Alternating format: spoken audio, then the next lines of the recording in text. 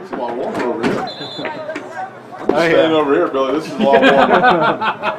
A lot warmer. A lot warmer. Hell, I didn't realize how cold I was over there. You know that's why I don't want to go over there. Yeah, that's, man.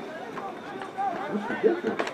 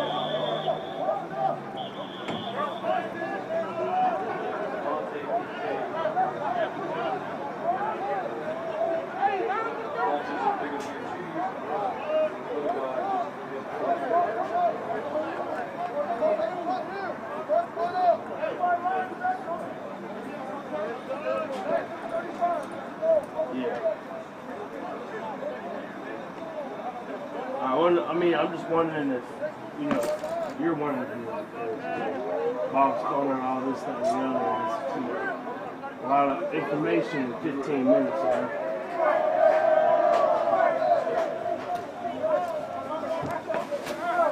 Yeah, I mean, like, it makes...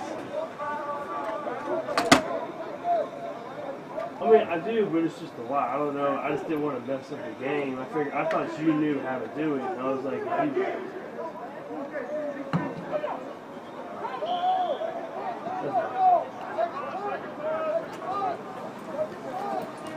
Alright. Got a live mic there just to let you know. Oh, you're fine. You're fine.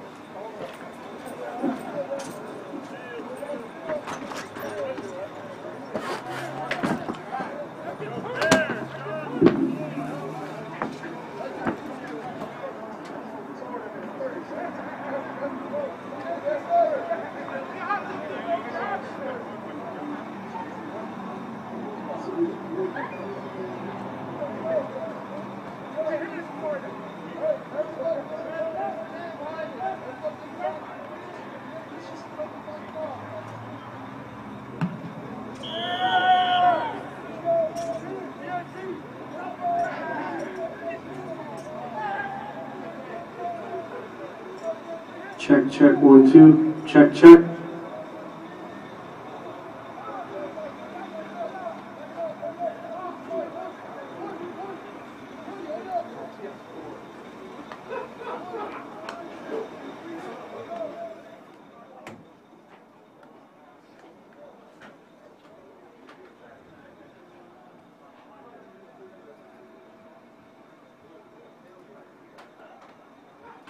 Ribs going, God, fried chicken. I'm trying to find out how much does my phone get for that shot as I get close to how close we are to the end every time I dig in the good. Does my phone get wicked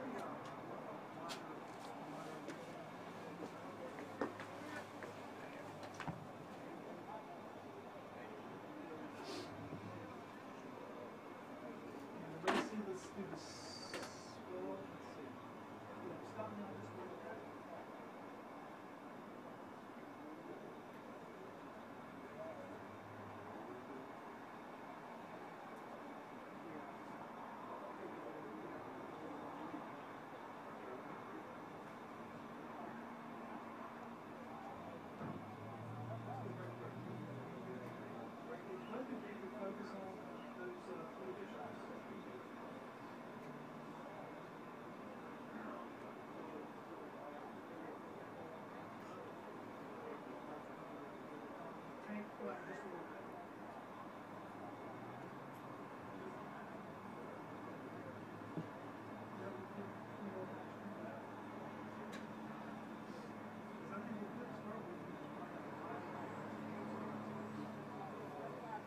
Lacey, one thing we did talk about, any kind of visuals, anything that would feel, it's a cigarette.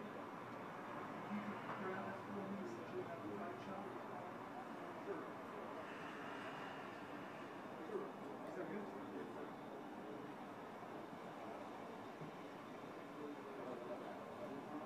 You made a medium line,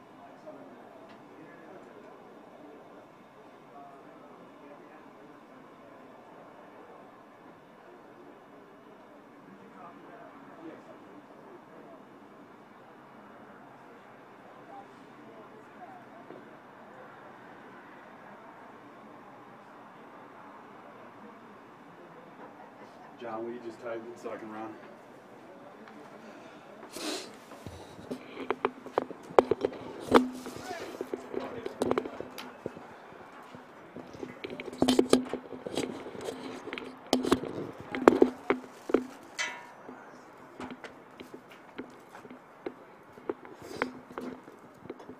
slow down.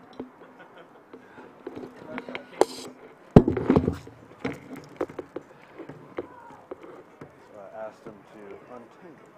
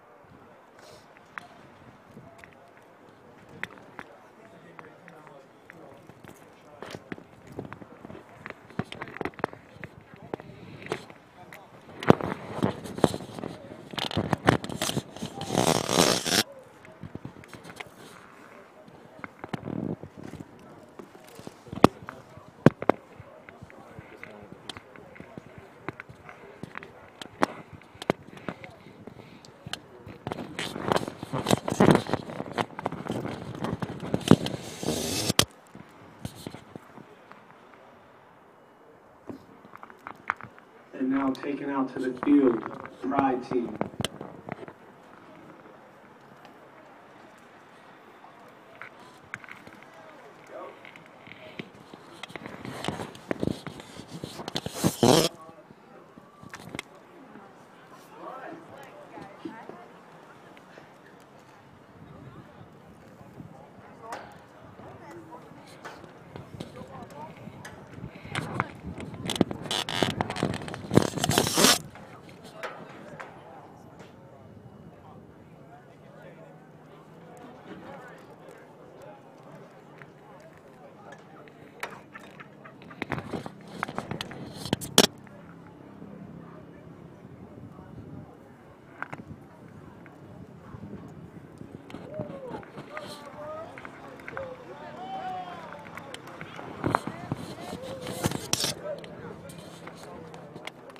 And now coming out to the field, Pride.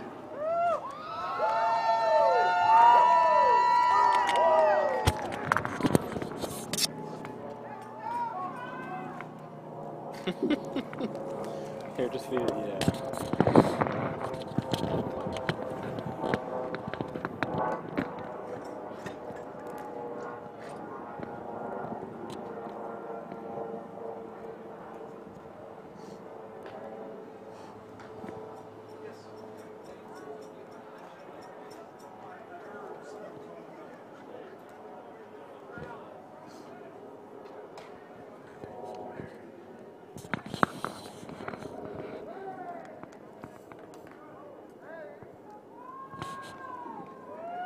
And now please welcome onto the field HBCU-Dream.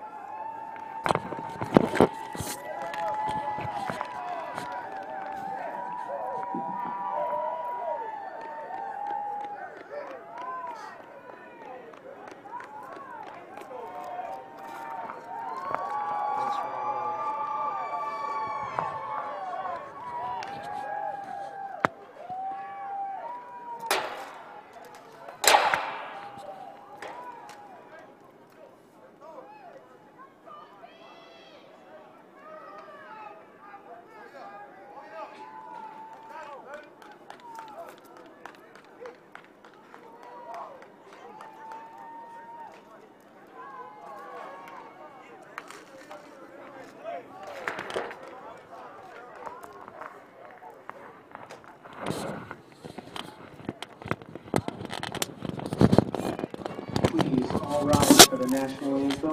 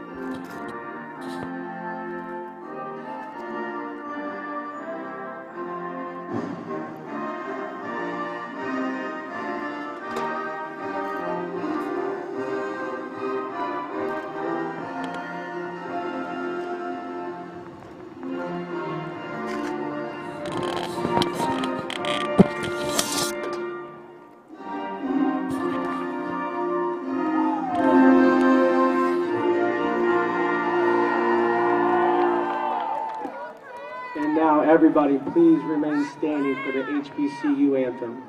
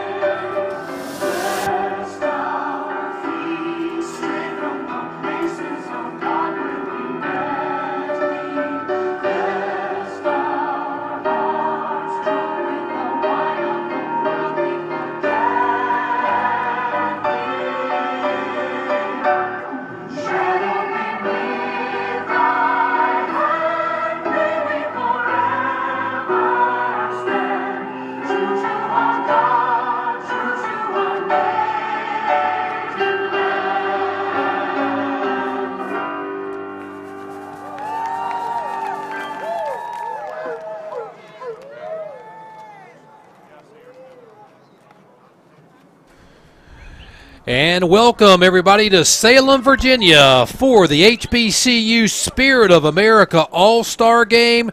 The best of the best from the HBCUs from all across the country have assembled here in Salem, Virginia for a week of activities, an NFL-style combine, practices, banquets, nights on the town, and now they're ready for the second annual Spirit of America Bowl. Welcome, everyone. My name is Bill McMillan. I'll be your play-by-play announcer today. To my right, Brandon Noble, former Penn State great and NFL player. Brandon, we've been here for a couple of days. We've seen these guys. What an exciting game to see these players in this environment. Yeah, this is going to be a lot of fun. You know, you've got a lot of really explosive football players. Offensive, defensive line, they're going to have to gel today. But it's a great opportunity for these guys to play one more football game and get one last opportunity to go out there, let it all loose, and then see what happens down the road. Yeah, the HBCU Spirit of America Bowl was only one of 4 All-Star games where a player can be drafted, joining only the Senior Bowl, the Shrine Game, and the NFLPA game. So for these HBCU players who hope to play in the NFL, this is one last chance to get it on film and impress the scouts. We know that there were scouts from numerous teams here from both NFL and CFL this week who really got to see a great atmosphere and players who look the part and are trying to be the part. They definitely look the part. There's some big fellas out there, some guys that can run. And really one of the most important things, and not that the game isn't important, this is about going out and playing football one more time, but it's those practices. That's when the scouts are there. That's when they're watching. They're watching all the little things, right? How do they prepare? How are they focused? You know, how do they do in the drills? And then the combine, too, right? This is a long process these young men are going through just to try and get into a camp. Yep, as we look at our players to watch, we'll look at the Brave players first. Austin Howard, the quarterback out of Southern. He's a good football player. He's exciting. He's a bit of a dual threat guy. A little bit on the small side when you look at the NFL, but I know some CFL guys are looking at him.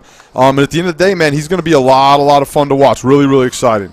And the players I'm looking forward to is a running back out of Alcorn State, D. Lance Turner. Explosive, man. I'm excited to watch this kid play today, especially in an all-star game. You said it earlier. You're one misfit, one covered, one mistake away from an 80-yard touchdown. And DeLance is a guy that can absolutely take it to the house right away. And then on the defensive side, we got the teammates from Prairie View, Jalen Williams and Jalen Coleman. Yeah, it's going to be a lot of fun for these guys to go out and play together one more time, right? They spent all season together. Jalen Williams is a really, really active linebacker. What I was really impressed with when I looked kind of at his stat line, 19.5 tackles for losses, which was pretty impressive. And then as we turn over and we look at the Pride will be in Burgundy today. That wide receiver from Bethune-Cookman, Frank Brown. Yeah, Frank Brown did a great job here this week. He's been really, active, catching a lot of balls, doing really well in the one-on-ones. Plus, he's got a little bit of an advantage as he's playing with his quarterback and his offensive coordinator from college, so that's huge. Yeah, he knows all the terminology. He knows where they're supposed to be. Then Willis White, the wide receiver out of Alabama State. Super impressive week. I mean, this guy won every one-on-one. He really used this game to kind of make a name for himself with the NFL scouts. And then the two more Alabama State players on the defense, Garrett Odom and Ronnie Scott. Yeah, I mean, look, I'm an old D lineman. I'm really excited to watch Garrett Odom play. 6'2", 267, really long arms, pass rusher. It's going to be a lot of fun. And Ronnie Scott, again, really active cornerback. Definitely got the physique that NFL teams are looking for, 5'9", about 180 pounds. Really long arms, really physical, both important things that the NFL and the CFL are looking for. Just a few of the players to watch here in the HBCU Spirit of America All-Star Game. Let's see, Team Pride is going to be received. Team Pride will be in your blue today. We have Juan Serena from Fort Valley State teeing it up, and two players back deep for Team Pride. But we are almost ready to go, folks. Thanks for tuning in on this Martin Luther King weekend. A smorgasbord of football. We know you have lots of choices, and we appreciate you tuning in today for the HBCU Spirit of America All-Star Game. We are here in sunny but chilly Salem, Virginia, and a high end-over-end kick going to be fielded by one of the up men. So they're going to get the ball at the 20-yard line. And, Brandon, as we look at this, it's an all-star game, so not your usual formations and players and why things are doing this, but what are a couple of keys to the game for today? Well, I think one of the keys is going to be the offensive lines on both sides of the ball. That's the toughest unit because those guys have to work together as one, and these guys have had about 5 or 6 practices to learn terminology and blocking schemes. Again, it'll be very simple, but those guys are going to have a huge impact on the game today. All right, the blue team comes out being their head coach is Gustavius Patterson from Wagner. Alan Suber, we talked about him from Bethune-Cookman, is the offensive coordinator here as we get our first snap. And the quarterback, number 1. Looking to his left, fires out, completion down quick. Fired it out to Willis White, just a nice little option and throwing it out to the flat. Yeah, again, getting these guys comfortable. These guys have never met a lot of these guys until this week. So they're out here, nice little out route. Brim tosses the ball out there. Again, get him confidence with his receivers, guys he's never worked with before. Yeah, Larry Brim is under center. You know, his offensive coordinator here, Bethune-Cookman. 41 games in his career, 4,700 yards, completed 60% of his passes. He's looking to impress today. He wants to take it to the next level here on 2nd and about 6. Trying to get everybody aligned. We talked about alignments and cadence. Just a quick dive right up the middle. He's going to run right in to Jalen Coleman. He was one of the players to watch. Yeah, again, that's a great job. Inside linebacker. It's a little inside zone. They brought the Y, who was the tight end off the ball, brought him back to block a D lineman. And it's going to be really, really simple stuff today. Inside zones, powers, outside zones, things that kind of everybody knows how to do. And then it's just, hey, kids, go play.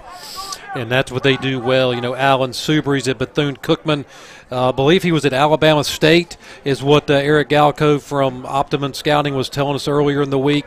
So the lots of movement, but the coaches all know each other. But like you said, the players are really kind of getting to know each other as we're just underway. 3rd down for Team Pride. Drops back for another pass. Flag on the play, looking to his right.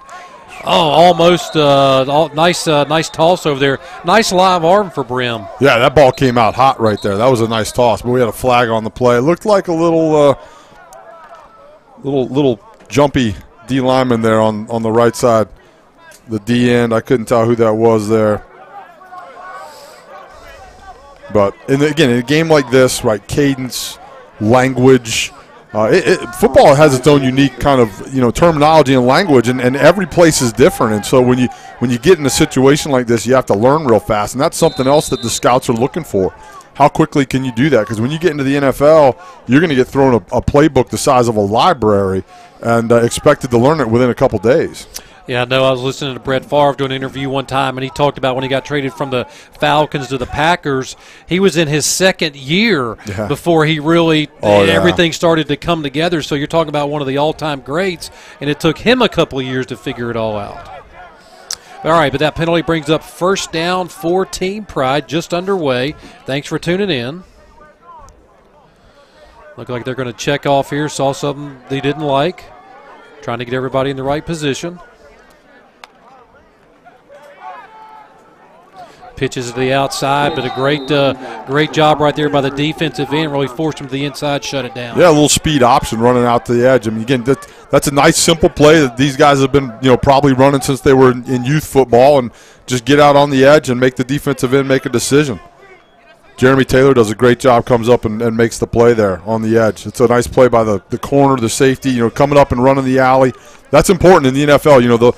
Those guys get a bad rap that they don't tackle, but you've got to tackle at some point. If you can come up and play the edge and set the edge of a defense in the run front, that's a huge plus. Looked like Freddie Hart up there on the defensive line kind of got a good push and was able to force him to the outside where he had some help there. Loss of 1.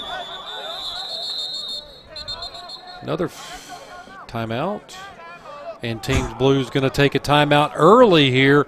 12:57 to go in the ballgame. We'll step away for a quick break, but you are watching the HBCU Spirit of America All-Star Game from Salem, Virginia. We'll be right back.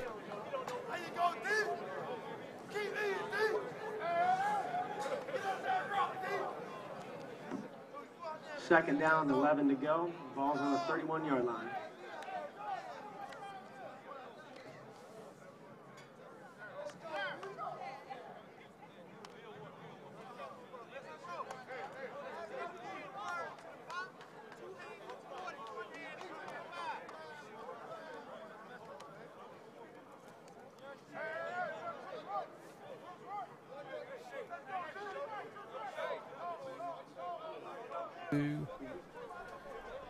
And back out of the Team Pride timeout. Gustavius Patterson wanted to talk it over a little bit. Terminology is just, one thing you say to a guy means one thing and another guy means something else. Yeah, and you never know, right? All these guys are coming from different systems.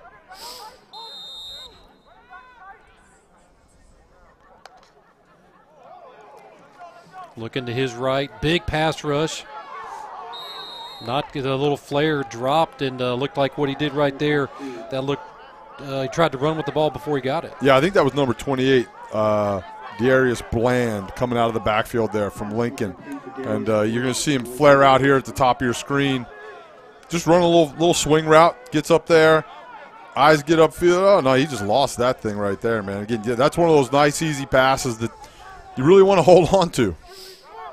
Might have heard footsteps from the linebacker or the defensive back coming up on that side, but going to bring up third down. And even in a regular game, 3rd and 11 is a difficult play. In an all-star game, we'll see what happens here. It might be a little freelance. Big pass rush there, right up the gut. Looked like Aaron Guy right up there really put the hit on Larry Brim. Yeah, 99 Aaron Guy did a great job. They were trying to set up a little screen there. The Pride offense wasn't. That's a good, safe 3rd and long call. There's not a lot of calls in the playbook, especially in an all-star game playbook, to get you 3rd and 11 or longer. Screen's a great call. You know the D-line's going to get off the ball. They're going to attack, because what do those guys want in this game? They want sacks, right? That's how D-linemen make their money. And you saw it right there. Aaron Guy got in the backfield, forced a bad throw. Connor Killeen from Chowan now on the punt. Almost over his head. Not a very good kick. Probably going to be. Connor Killeen from Chowan. Almost hit a Team Brave right there. We saw that in the game last night in the Eagle game. Yeah. Where it bounced off not 1, 2, but 3 Eagle players before it was finally corralled by the Falcons. 2 birds. The birds are playing, right? The Dirty Birds. Yeah. So you know what? And look, that's the other thing. We didn't really talk much about it, but again, talk about some confusion and some terminology issues and learning new stuff on offense and defense where you spend most of your time. Special teams, man, that's an area in an all-star game where you don't have a lot of time to coach those guys and talk about things. So, again, it's getting everybody on the same page is hard enough offensive and defensively. Might have spent about 20 minutes in one of the practices covering that, but it's going to be first down for Team Brave starting at their own 40-yard line. Hand the ball off, trying to get to the outside, but that D-line really did a good job. Brandon Norwood came up, excuse me, not Brandon Norwood. Anthony Smith out of Norfolk State came up, really put the hit on him. Yeah, that was a great job. Good job up front. Again, this is the offensive line's got to get used to working together. They did a little center pull there. Looks like number 55 was in the backfield there, Garrett Oden, real quick. He got upfield, and then everybody else rallied, and big tackle for loss. Now you got second and really long. So from talking to the scouts earlier in the week, they said the defensive lines for both teams were pretty dominant. Looking to his right, got a man in the flat. Just a nice pitch and catch right there. Just a simple, easy route. Picked up the 5 yards they lost on the sack. Yep, you end up 3rd and 10. Again, it's one of those down and distances you don't want to be in, especially if you're an offensive lineman. Right now, you've got a really talented, athletic D-line that gets to pin their ears back and take off. But probably wouldn't be surprised. We got a little 4 wide receivers, maybe a little screen, a little draw, be conservative and punt the ball. But it's an all-star game. Why not take a shot? 3rd and 10. Looking right down the middle. He's got a man open on the flat. Nice catch out there to the side. Kadero Hodge from Prairie View. Nice throw kind of into the wind from Vincent Jeffries. Yeah, that's a good job by Jeffries getting that ball out there. Again, it's nothing fancy there, just a little out route, but he got what Hodge did well here is he got past the sticks, right? Sometimes those guys just a little bit short. They needed 10. They end up at 9, but that's a great job being aware of where he is on the field and where the sticks are. And that is Austin Howard out of Southern University who's in right now, not Vincent Jeffries. Just a quick handoff right up the middle, going to pound forward for a few yards. Again, Anthony Smith in on the stop. Good, nice little hole right there by the O-line. Yeah, that's a good job by those guys up front. Just a nice little easy inside zone, out of the gun. You see it all the time on Saturdays in college football right now, and they do a good job getting some push up there. Plays coming in from the sideline. Adrian Jones from Shaw University is your head coach, and Toriana Morgan out of Virginia Union is your offensive coordinator for Team Brave. Looking to pass again. Lots of time. He's got a man open. Nice. Got behind the defender right there. He puts a move on. We talked about him in the opening. DeLance Turner. Great job right there. Yeah, DeLance Turner comes out of the backfield. Just a little wheel route, right? So it starts out as that flare route. You're going to see him down here at the bottom of your screen. And then he's going to cut up. And as that safety is driving up on what looks like a flare route, right, all of a sudden he's running down the field, man. Great move. You see why he's so explosive, so shifty. It's a good finish right there. Deceptive speed right there for him as a defender took a bad angle on him, thought he was going to pin him against the sideline, and now they're down in the optimum scouting red zone is Team Brave.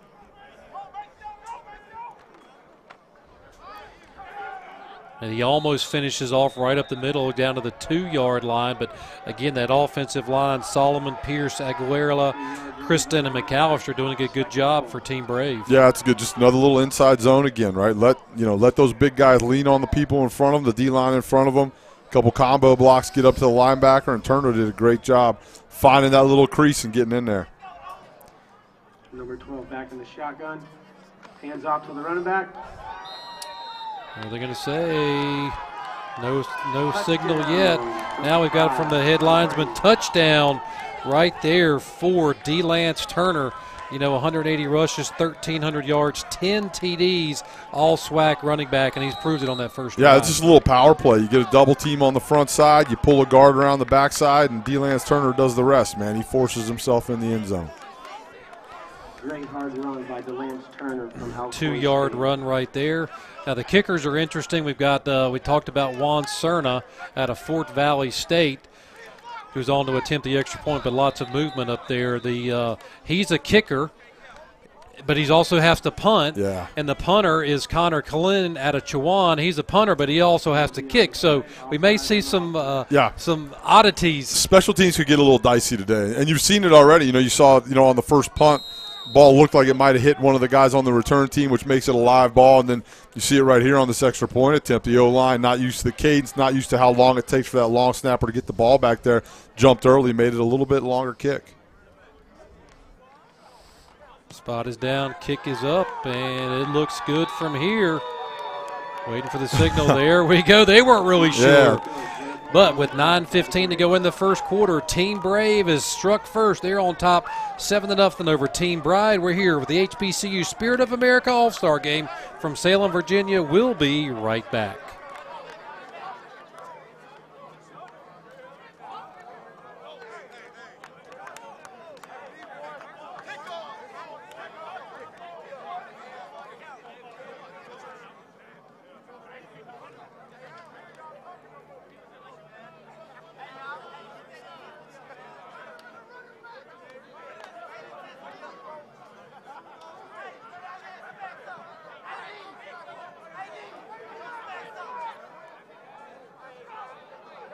Juan Cerna will be kicking off again from Fort Valley State.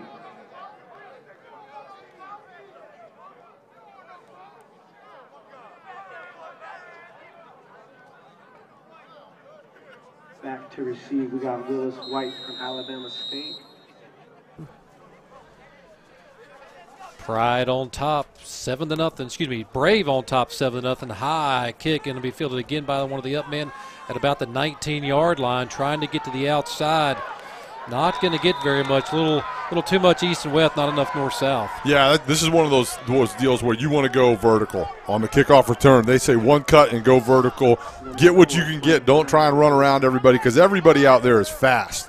And especially when you get to the next level, if that's something that all these guys are going to have to do. When they get to the NFL, when they get into camp, you have to be able to do more than just play wide receiver or just play running back. You have to play special teams.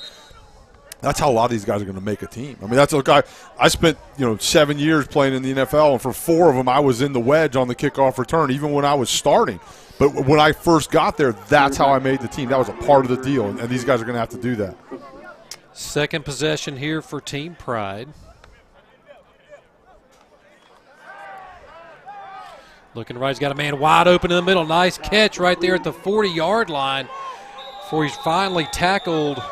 That was Frank Brown right there. He just ran a deep out or a deep in and wide open. Yeah, no, that was a nice route by number 4, Frank Brown there. Just ran, nice little, look like about a 10-yard dig route, right? Gets up there, gets underneath people in the zone. Drives on that thing. It's a nice pass, too, man. He shot that thing in there. Larry Brim from Bethune-Cookman in at quarterback. Looked good on that throw right there. He's going to flare it out to the flat. Almost a block in the back right there. He got away with one. Right there in front of the official. Yeah, definitely got away with one there. I think that was Willis White. It was a nice little toss there. Got Bishop out of the backfield there. Larry Bishop. You see him again. There's a little flare route, right? You see him right below the quarterback. He just runs out there. That's basically a run. That's just like running a toss sweep or something along those lines. Get your running back out in space, drive him off with the wide receivers, and let him go. Brim rolling to his right. Going to tuck and run now. Not very much there. Good pursuit. Everybody out there. Aaron Guy, the big 6-foot, 368-pounder from Benedict, put the hit on him. Yeah, he's a big fella, man. He had 6 sacks this year, 79 tackles. Super active, Aaron Guy, number 99, man. Good chase. You see coming from the bottom of your screen here, too, number 55. I think, who was 55? Conley coming off the right end, chasing him down, too. That's great effort. And that's something else that scouts want to see, that the NFL guys, the CFL guys want to see. They want to see what kind of motor you have, especially if you're a D lineman. Going to bring up third down, still in the first quarter. Brim still in a quarterback. Quick pass out. Oh, almost pulled it down right there. Frank Brown, again, tried to get the one-hander, but Brim was under a little bit of pressure right up the middle. Yeah, and Brim and Brown, that's kind of tough to say, but they're teammates at Bethune-Cookman. Again, they've got their OC here calling the plays, so I would not be surprised to see that kind of match, that connection to continue, because they've played together for so long, and that's a huge part of the game, is understanding how guys run routes, how the ball comes out of a quarterback's hands, and they also understand the offense. Connor Colleen on the punt again. Back deep is Marquise Warford out of Alcorn State. Back to receive for Team Brave. Number 11, Marquise Wolford from Alcorn State. So 2 opportunities for Team Pride. Both have ended in punts. Much better kick this time around. Going to get that one to turn over. Oh, and he muffed it. Looks like Team Pride is going to come out with it. We talked about the special teams, and there we've seen our first big mistake. Yeah, that was big right there. I mean, you know, that was a great kick. That ball got up there, had great hang time. It turned over on him, and then it looked like it moved a little bit. He got underneath it. You're going to see right here, and see how he has to back up a little bit? You want to try and get square, get your chest underneath that ball, your face underneath that ball, and your toes pointed to the goal line. When he had to turn, he lost it a little bit. That's a great job by the coverage unit getting down. Look, special teams are hard enough. There's a limited amount of time to work on them on a regular football team. When you're doing all-star football games, that's a tough spot. Coaches get real nervous when it's time to kick the football in an all-star game. Well, I think the hardest job in football, regardless of the level, is the punt returner. Oh, there's no doubt. People don't understand how hard it is to catch that football. Run off the right-hand side right there, going to pick up a couple, and that right-hand side of the line, Meso Dodd and Philip Norman didn't really set the edge right there. No, that was a good job by the defense, really doing a great job of kind of pushing guys back, and gave number 5, Devon Johnson, no place to run. So as soon as he tried to turn that corner, everybody was there. Play coming in from Gustavius Patterson, and I knew I had a chance to talk to him earlier, and he was real excited about being here this week. Cuss is a really good guy. He's a lot of fun. I've met him at a couple of Dream Bowls, and I enjoy watching him work out there, and he absolutely loves coaching ball. Looking to his right. Tipped at the line of scrimmage maybe, and you talked about the concentration. Should have been an interception. Yeah, that definitely should have been picked off right there. That was number 2, Everett Nichols, I think, from out there on the edge trying to get that jersey number. That's who it is. He wants that one back right there. You see Brim here, right? He's going to sit. That's a good job by 23 right there. Gets his hands up. That's Jeremy Taylor. Does a great job kind of sitting in that zone, reading Brim's eyes, jumping up in the air and getting a piece of it. And then Nicholas really, really wishes he had that one back. It was almost like he had to wait on it too much. Sometimes, it was like, yeah, sometimes he was in great position, right? He turned and played the ball, but I think the tip actually messed him up too. All right, 3rd down in the Optimum Scouting red zone. Looking to his left, big push up the middle. Able to get out of a sack, but not from the second guy right there. Flags all over the place, but another great push from that D-line. Yeah, great job. I think he might have grabbed a face mask there. As Brim took off, it looked like he might have got the face mask hooked, and you kind of tell by the way he fell. Kind of saw his head kind of snap back around. Yep, you're going to see it. Aaron Guy, really, really busy, the big fella from Benedict. I've been impressed with him. He's fun to watch. And that is the call. Offsetting penalties right there. So we've got our referee is Anthony Hage. Our umpire is Elton Tolliver. Linesman Dave Thomas. I wonder if that's the Wendy's. I'm kind of hungry. Yeah. Let's see. Line judge Eli Stratton. Back judge Branton Ferguson. Side judge Eric Monroe. And field judge is Rob Majors. But there were offsetting penalties right there, so we will just bring up 3rd down again. So far, Larry Brim still in at quarterback. You know, what a career. 4,700 yards, 31 touchdowns, 17 touchdowns running, so 48 touchdowns. That's a lot of trips to the end zone. That's a lot of points right there. When you've got a guy under center or, in the gun now that's running your offense that puts that many points on the board, you're going to be a good football team. Faking the handoff, rolling. Nice toss right there. Touchdown, Team Pride.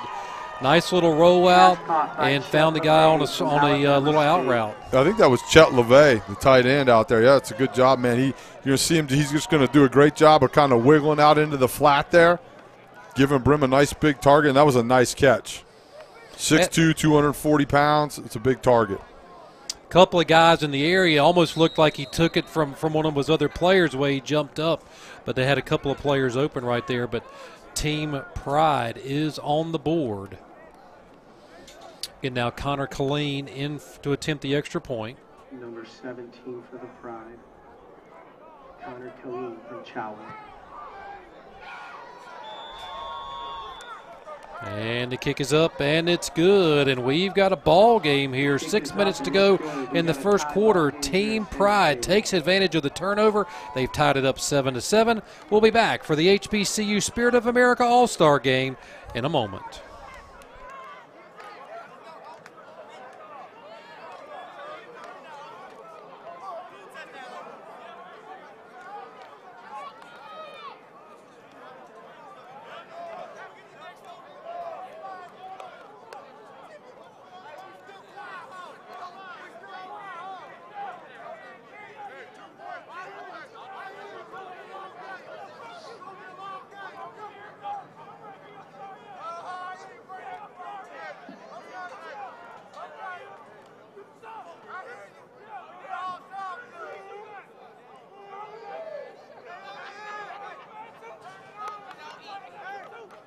counter clean with the extra point made. Now he's going to kick off.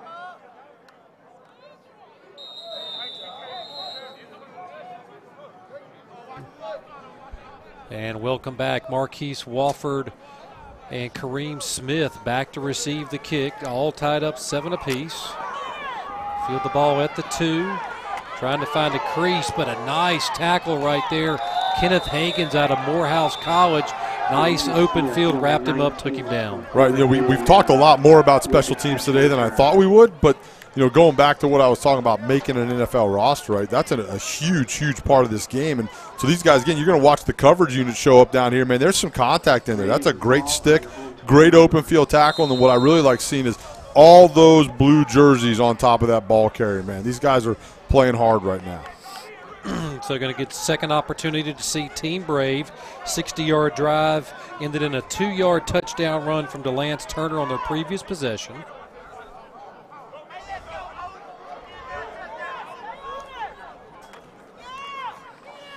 He's going to hand the ball right up the middle.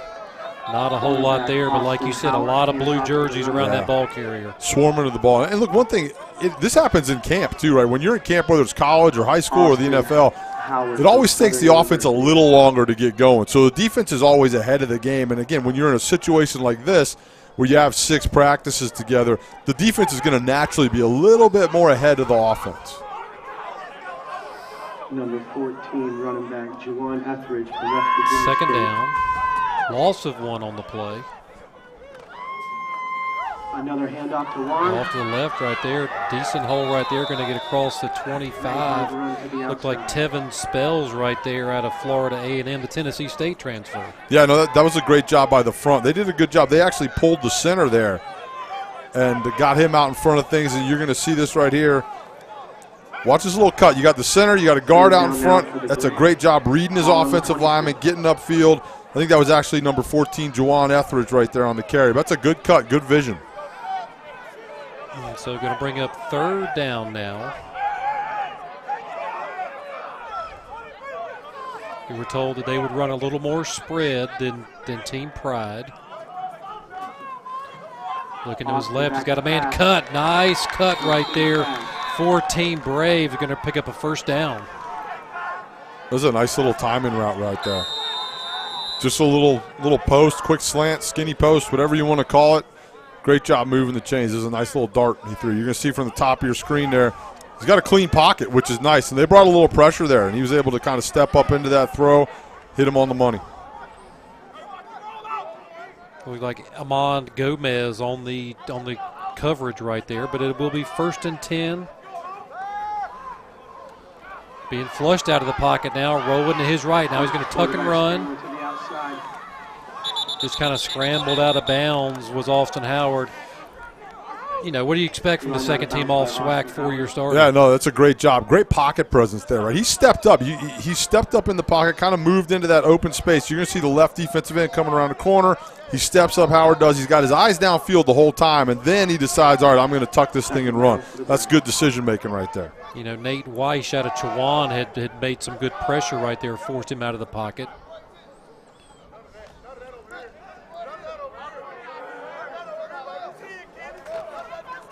Foster with the handoff. Nice little run right there again to Juwan Etheridge. You know, he's only 5'6", 197, but he's bringing a load. Yeah, that's a bowling ball of butcher knives right there, man. That's a guy that's hard to find behind a big O-line. And he does a great job. He finds a little hole in the B-gap. You're going to see right here, nice kick-out block on Weiss. Weiss does a good job retracing, but again, if you're making the tackle 4 or 5 yards downfield, that's not a good thing if you're the D-end.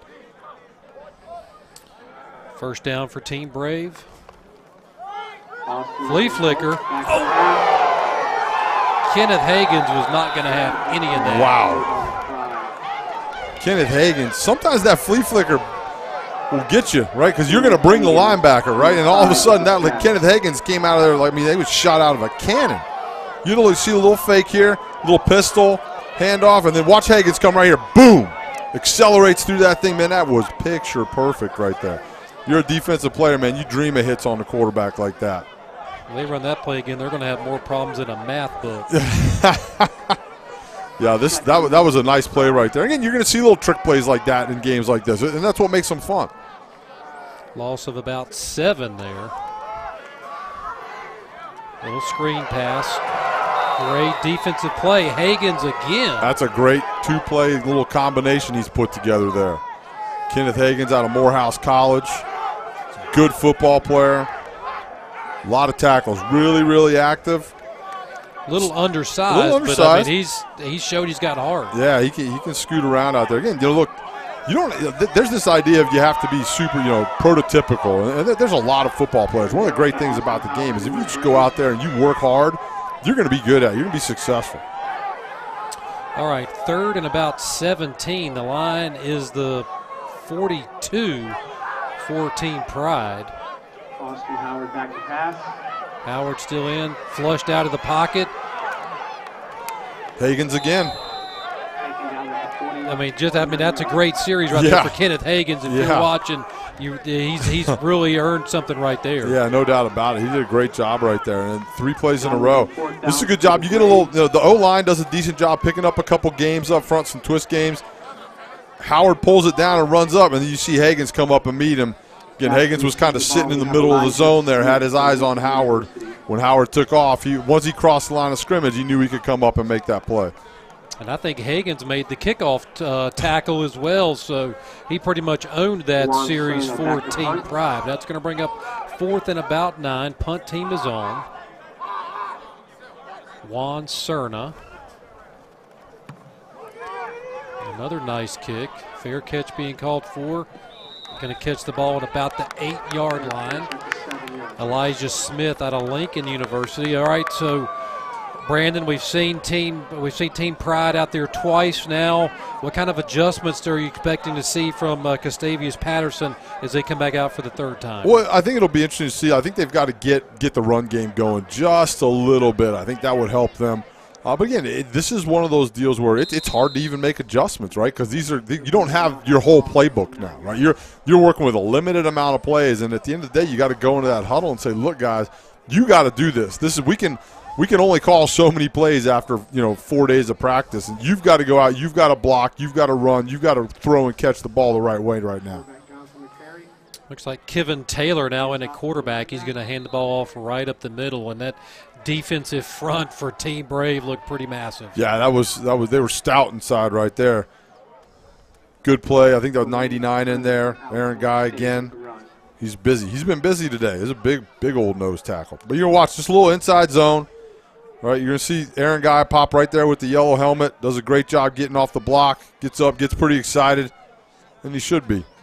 I respect that.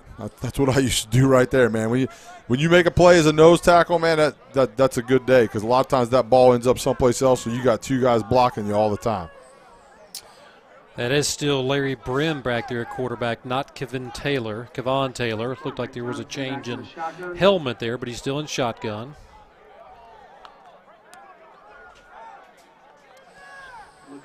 Looking to hitch. And way overthrown there. Nice arm there. Looked really windy here yesterday. The wind has calmed down. And he just airmailed that one. Yeah, and look, Aaron Guy actually got in his face there, and Brim wasn't able to set his feet. He had 6 feet, 368 pounds of Aaron Guy coming at him, and he wasn't able to get his feet set. He wasn't able to step into the throw, and that's why the ball floated on him. And with that, that's going to bring us to the end of the first quarter. And what a quick and exciting first quarter it has been. So don't go anywhere, folks. We're going to switch into the field, and we'll be back with more exciting action from the HBCU Spirit of America Bowl right here in Salem, Virginia.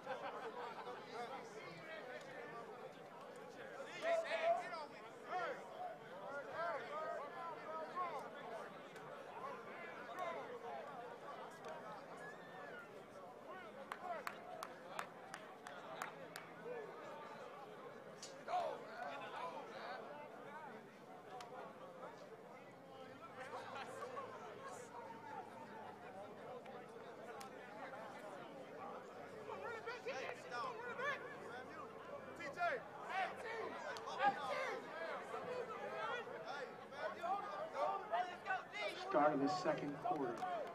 Pride ball on their own 12-yard line. And we're back for second quarter action, all tied up 7-7. Team Brave took advantage of a turnover to cash in their points. A little fake handoff rolling out.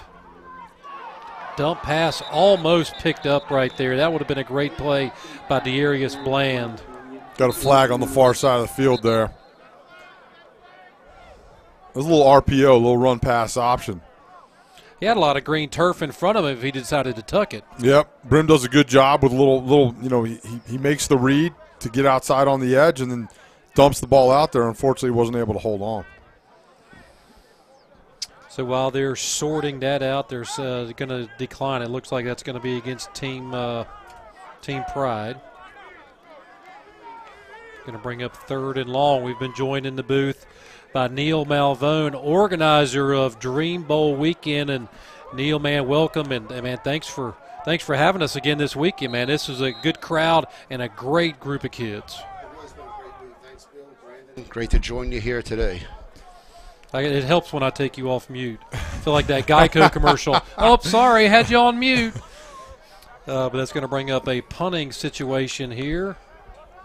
Connor Colleen in to punt. That should be Marquise Wofford back. Telling everybody to get away. And they're going to give great field position right now for Team Brave. But Neil, you know, we're in the second year of the Spirit of America Bowl, and you know, great success last year. A couple of kids get drafted. The game just is good, really getting bigger and bigger. Yeah, Bill, we've grown a lot in the last year. Much better talent again brought in by Eric this year. The scouts were here all week. Had over 30 NFL scouts here. They kept complimenting us on the talent we've brought in, and you can see it on the field right now. It's a very exciting football game. All right, going to get our chance to see Vincent Jeffries in a quarterback now out of Florida A&M. 2,300 yards this year and 18 touchdowns.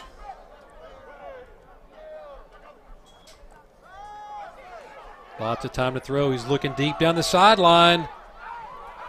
Kind of airmailed it in, but there was a lot of pushing and shoving down there, Brandon. Yeah, definitely. That was Brandon Norwood, his teammate from Florida A&M, number 7 out there that he was trying to get the ball to. And great coverage there by Randy Allen, number 10, the safety. Again, just, hey, you got to go out there, just chuck the ball deep. Why not? You know, a lot of times teams take shots in between the 40s. It's almost like a turnover right there.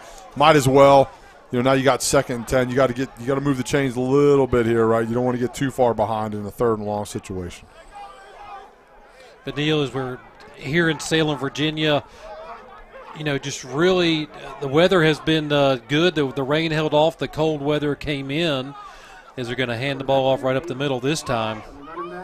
Not much of a gain there, but great facilities here in Salem, and I know you enjoy being here, and it's been great for the players. They've really had an opportunity to bond at the team hotel and with the banquet. I mean, you guys have just done a first-class job. I appreciate that, Bill. We work hard for the players. It's the players first in our organization, and for the most part this week, I saw a lot of happy people, a lot of happy parents and family, and for us, that's what it's all about. And it's difficult because, like you said, you only get them one time. It's not like they're going to come back next year and get a chance to play with you as it's 3rd down. Jeffries back to pass again. Looking to his left. Pass complete. Pass complete out there, but a good tackle out there on that side. Was that Luis Zaquiria? No, Ronnie Scott. That was Ronnie Scott. Ronnie Scott at Alabama State. Yeah, that's a great job coming up and making a nice tackle right there. All right, it's a good job. He sits in the good job up front. Look, he got a little space to throw. Ronnie Scott comes up and drives, gets that leg, rolls him down, creates a 4th and 4. They're going to go for it. I like it. Might as well.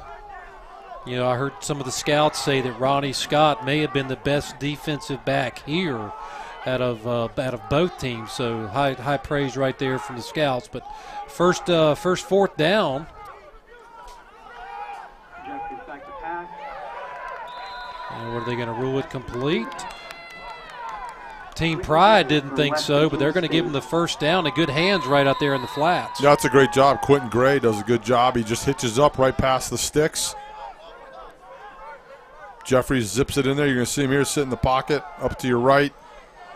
Right there, he just sits down. Ball's a little low and outside, but he does a great job coming up with that. Gray does. That's a nice catch. You know, as a quarterback, you've got to have that counter going on in your head. 1,001, 1,002, you've got to get the ball out because it's just a quick pass. Yep. First down for Team Pride. And he doesn't go anywhere right there. Nice wrap up by Andre Wilson from Alabama State. That's a good job by the big fellow in there, number 97, 5'10", 284 pounds. He had 6 sacks this year. That's pretty solid work right there for an interior D lineman. Sitting here with Neil Malvone, organizer. And Neil, what's been the highlight of your week so far?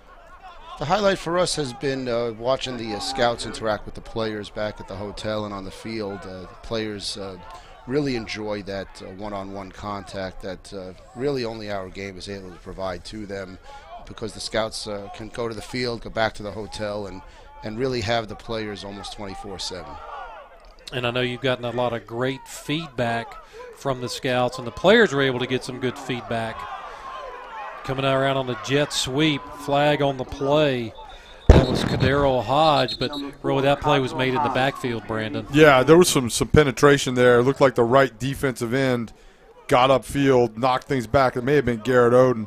You see me, it's a jet sweep coming from the top of your screen right there, Hodge, and you see Odom right there. He doesn't make the play. There's a little bit of holding there. Offensive linemen, they hold every play. You could call it every play. I don't know. I may be a little biased. That's coming from a true defensive line. Exactly. Right there. Little hands to the face, though. Yeah, that hurts right there. That's a solid play on defense that puts them in 3rd and long, and now all of a sudden you give them a fresh set of downs inside the 15. So, Neil, you talk about the access, and the players, I guess, are able to get a lot of feedback that helps them prepare as NFL Combine season's upon us. Correct. The players need to know what they need to work on with their speed, agility, some adding some weight, so the scouts can help them training for the next couple of months until the draft. And got an officials timeout. I think we got a problem on the chain gang over there. Looks like a down marker may be missing a link. Man, you need those in there. I've got an index card. There you go. Exactly. Yeah, we saw that this year, didn't we? We saw some stuff in the NFL this year that you don't often see. But this is a great setup. And Neil, you talked about the idea of getting feedback from the scouts and how important that is, because this is just one step in the process. Correct. They have a long way to go. Yeah. The training really starts for them now. A lot of these guys haven't played since the season ended. Yeah, so that's another thing too. It also reminds them of the aches and the pains and all the work that they still have to do to get to the next level. And a handoff right there, but a good form tackle out there. I think that was Jaquez Bowser out of Alabama State coming up from his corner. Number 65. Yeah, that was a really, really good job coming up and making a tackle. Again, that's important. Corners get a bad rap. You're going to see it's just a little outside zone, or the inside zone. Sorry, he cuts it up inside and shows up, and then all of a sudden, bam, comes up. I think that actually is Randy Allen, number 10, comes in, gets down low. He's been pretty active this drive. Team Brave benefiting from a head to the face penalty. They are in the optimum scouting red zone. Hand off to Turner again. And a handoff right up the middle, and just smothered him right there was Dakota Bear. Yeah, Dakota Bear does a great job there. Coming off the edge. He's kind of playing like a stand-up outside linebacker right there, just coming off the edge and doesn't get blocked. That zone, that offensive tackle is working up. You see him right there, 71 working up, and there's Bear coming right off the edge. The pulling guard doesn't get to him. He gets too far upfield, but he's athletic enough to drive back down and make that tackle. Good footwork right there, and that's something you want to see from that linebacker, able to miss the block and make the tackle. No doubt about it. Right, little confusion right now, it looks like, for Team Brave. Big 3rd down right here, an opportunity to take the lead for the first time in the game. Looking right, he's got a man wide open. Jeffries throws to Turner. Got him out there. He makes a man miss. Fumbled the ball out of bounds, but they're going to give him down to the 2-yard line. And good speed out there on the edge once the reception was made. Yeah, DeLance Turner did a great job, number 28. you can see that explosiveness, right? As he gets out there in the flat, you're going to see him at the top of your screen, work out there, little route out to the edge, and then all of a sudden he's going to put his foot in the ground and go, man. He gets around that corner. As that defensive back came up, he thought he was going to be in one spot, but he had already run past him and was down the sideline. That's nice arm strength right there from Vincent Jeffries, because that's a long throw hash mark to the other side of the field. Yeah, it's a little further than you think it is. Maybe not vertically, but horizontally. A little miscommunication right there. We talked about that, not knowing which side to go. He turned one way, running back went the other. Yeah, and again, that's part of these situations, right? I mean, how many practices did they have? So we were able to put them together 4 times, four Right. different practices, 2 on the first day and then single practices the next 2. Each practice were about 2 hours. Right. Plus they had a lot of team meetings, and they did some walkthroughs in and out of the hotel. So they did get some time together, but as you know, in all-star games, you can't get it all down in a couple of days. Yeah, in football, I mean, it is a lot more complicated than people give it credit for. And to show up in 4 practices and be able to run an offense or a defense effectively is pretty impressive. And guys, if I could just mention the hard work that the coaches put in, they were constantly drawing up plays, coming up with schemes, and again, the players have a lot to learn, and the coaches have a big responsibility in helping them learn. Yeah, Gustavius Patterson was drawing plays the other night on a cocktail napkin, trying to introduce me. That's what coaches do, man. They never stop. It always happens. I coached college ball for 8 years, and I've got my wife finds little Post-its and things like that all over the house, little drawings of plays. It drives her nuts. But Neil, as we look at the players out there are jumping up and down, ready for Team Brave to score. As you move forward, what's next? What's the next thing you want to see to enhance the game and enhance the experience for the players? For us, it's always looking for ways to improve the event. We'll certainly look to improve our media partners, look for some more television outlets. Also, sponsorships are something that we'd like to do, help keep the cost down for these young men. And of course, we want to just continue to bring the best talent here and get more of these guys to the next level. Team Pride really blew that one up, Brandon, right in the middle. Yeah, that was a big stop. 55, Garrett Oden in there. He's got we talked about. You're going to see him right there in the left. You can see him knock back here. Plays a great job with his hands, disengaging into that A gap and making the tackle. And I think that's something that linemen don't get enough credit for, is the way they use their hands to get off the blocker and make the tackle. Yeah, that's the name of the game. You got to get your hands in the right spot at the right time and then be able to get rid of a 320-pound man pretty quickly. And all he has to do is block you. I always say all the time, man, for a D lineman, you've got to do multiple things. That O lineman, he has one job, and it's to knock you off the ball. All right, 3rd and goal again. Jeffrey just tucks and runs. He's at the goal line. Touchdown, 3-yard run there. Good vision, good decision by the quarterback. Yeah, great job, good call. He's a big quarterback, 6 foot, 200 pounds. Does a great job just kind of running just a little zone play. You're going to see he's going to get a lead block there. DeLance Turner does a great job picking somebody up off the edge. Jeffries does a great job finding the crease, putting his shoulder down and powering through. All right, Neil, you got to be extremely happy. Last year, the first year for the HBCU Spirit of America Bowl, Alabama State Jalen Ware goes to the Oakland Raiders. Alabama State's Brandon Barnes goes to the New York Jets, in addition to Chester Rogers, who's playing for the Colts. And the scouts and the players got to see this as a springboard to the next level. Exactly. It was such an honor for us to see Jalen Ware get drafted. The Oakland Raiders scout, Raleigh McKenzie, was here, saw him, and made the pick. And for all these players here, 92 strong, they see that this is a path to get there. This isn't some fantasy that might happen. It's actually happened, and they have the same opportunity that Jalen had. And to be honest, these guys worked really hard all week. They took advantage of the opportunity in front of them, and hopefully we're going to see a couple of these guys on Sundays. I definitely think they will. I know Brandon and I have talked about the talent we've seen and some of the stories. Some of these players showed up Friday morning, drove all night to get here in order to be here for a practice, 11 o'clock on Friday morning. And you talked about the practices, in the limited practice. Friday it rained all day. Yeah, the weather was rough on Friday, but the players gutted it out. They got out there. They ran the plays they needed to run. again, we had a nice hotel, the Holiday Inn here in Tanglewood, which helped with some ballroom space for them to run some inside plays as well. But yeah, these guys put in the effort all week. Certainly, if the scouts are looking for players that want to give effort, we had 92 guys that gave it all this week. Juan Cerna's kick is fielded at about the 13, trying to get to the outside. Brandon Lynch from Virginia State trying to get to the edge. Didn't get very far. First down for Team Pride. And Neil, because we'll let you go because I know you got a lot of responsibilities here. This is the longest he stood still all week. Keep me here. This isn't so bad. Not having to move around for a few minutes isn't so bad. So inside, not having to move around. Right. They asked me another couple questions. No, but seriously, yeah. What? Cutting Edge Sports Management doing a great job of putting. That's your firm putting on this game. I mean, I can't even imagine the undertaking, the players, the logistics. I mean, getting in talent like Brandon.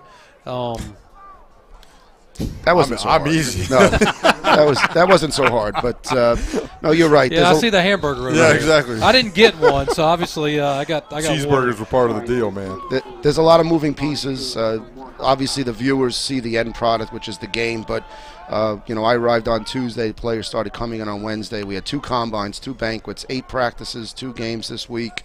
There's a lot of work that the organization puts in. But again, it's still the players that do the most work. Rolling out to the right. Nice block out there. He's able to get around the edge. Good catch right there. Frank Brown, he was kind of one of our players to watch, Brandon. That was a great job. That little RPO, and again, you go back to that idea, basically what that means is the quarterback has a run-pass option. You're going to see here, there's the run option. Right, there's more run options. See, there's the fake. We faked the cameraman out there, too. And then he sees Brown out on the edge. He sees what he wants. So basically the QB gets to make a couple decisions there. Does he hand the ball off to the tailback? Does he run it himself? Or does he throw it out to the edge to Brown? He made the right one there, getting it to Brown for the first down. It's our first opportunity to see Kevon Taylor from Morehouse.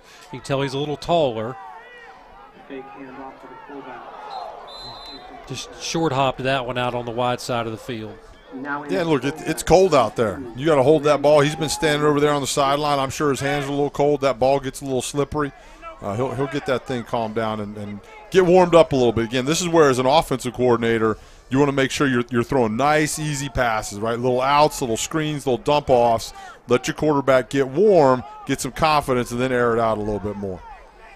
Going to bring him second down. 14 Pride. And they're going to run a little more traditional offense. They're looking more a little spread now. Just going to fake it up the middle and dive across to the 50-yard line. He kind of zigs his way up, but gets into Team Brave territory. Yeah, that's a great job. Taylor does a good job of reading his guard. So that's just a quarterback power right there. And again, this is one of those plays that's kind of made a comeback. And you're going to see he's going to fake a handoff here. Again, he's reading the defensive end. The D-end stays outside of that pulling guard, which tells him he keeps the ball and gets underneath. If that D-end would have crashed underneath the pulling guard, he probably would have given that ball to the running back. Third down and a short 3.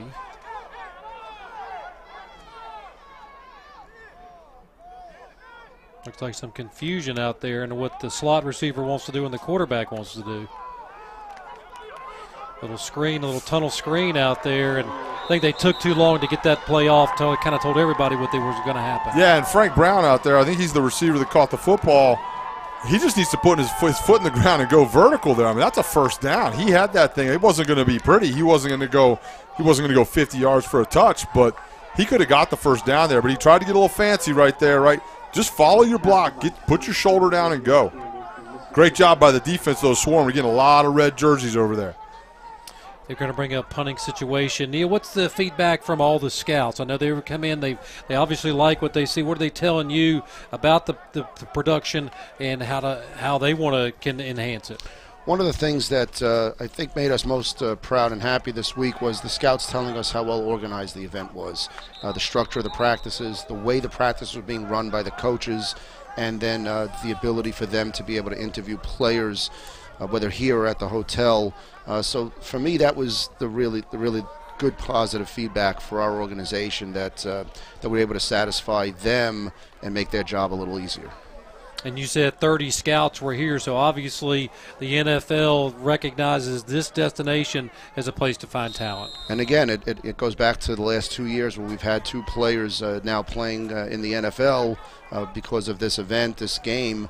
And so the NFL scouts, you know, they're paid to find the talent, so they're going to go where the talent is. Yeah, and what's great is they've got access, like you said, to the kids in the hotel, because that's a big part of this whole process is they want to know what kind of young man they're bringing into their organization, and being able to spend time with those guys is huge. Yeah, not only just the direct time, but that incidental time walking down the hall in the lobby or sitting watching the football game last night.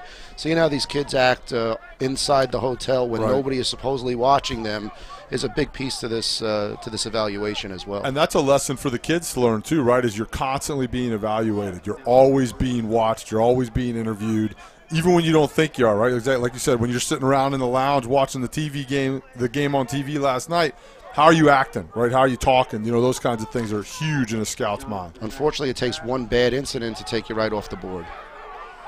And McCrary throws the pick to Carlo Thomas. It was the first time to see Jonathan McCrary out of Clark, Atlanta, and he's trying to throw us a post pattern, and Carlo Thomas out there just playing center field. Yeah, that's exactly right. They were playing, looked like a little man free. Carlo Thomas was way up at the top there, just sitting up in center field over the top of everything. That was definitely man free. Again, you got quarterbacks coming in and out of the game, new receivers, new protection, new terminology. It's chilly out there today, and all of a sudden you're trying to chuck the ball 40 yards downfield, and that one got away from him a little bit. For the second turnover for Team Brave. Nice arm right there for Jonathan McCrary. That had been kind of one of the question marks coming in, was the strength of his arm, but he'd been at Vandy, so we'll look forward to seeing him again on the next series. But Gavon Taylor comes back out for Alan Suber, and Gustavius Patterson is going to hand the ball off right up the middle. Pick up about 7 yards. I mean, that's good plugging right there by Devon Johnson. Yeah, it is. They're doing a good job up front. I think number 50, Howard Bush, had a nice block there. They pulled him. Devon Johnson, number 5, does a great job of reading it. Bush is playing right guard right now, and he just pulled across the formation, blocked out the 3 technique, just a little trap play. Hand the ball off to Johnson again. Going to get that first down and stop the clock, but you can see they're trying to hurry in this 2-minute offense. 5-yard gain by Devon Johnson. Yeah, and this is, again, another thing that you might work on all season, all camp, right? And to be able to execute a 2-minute offense in an all-star game is not easy to do.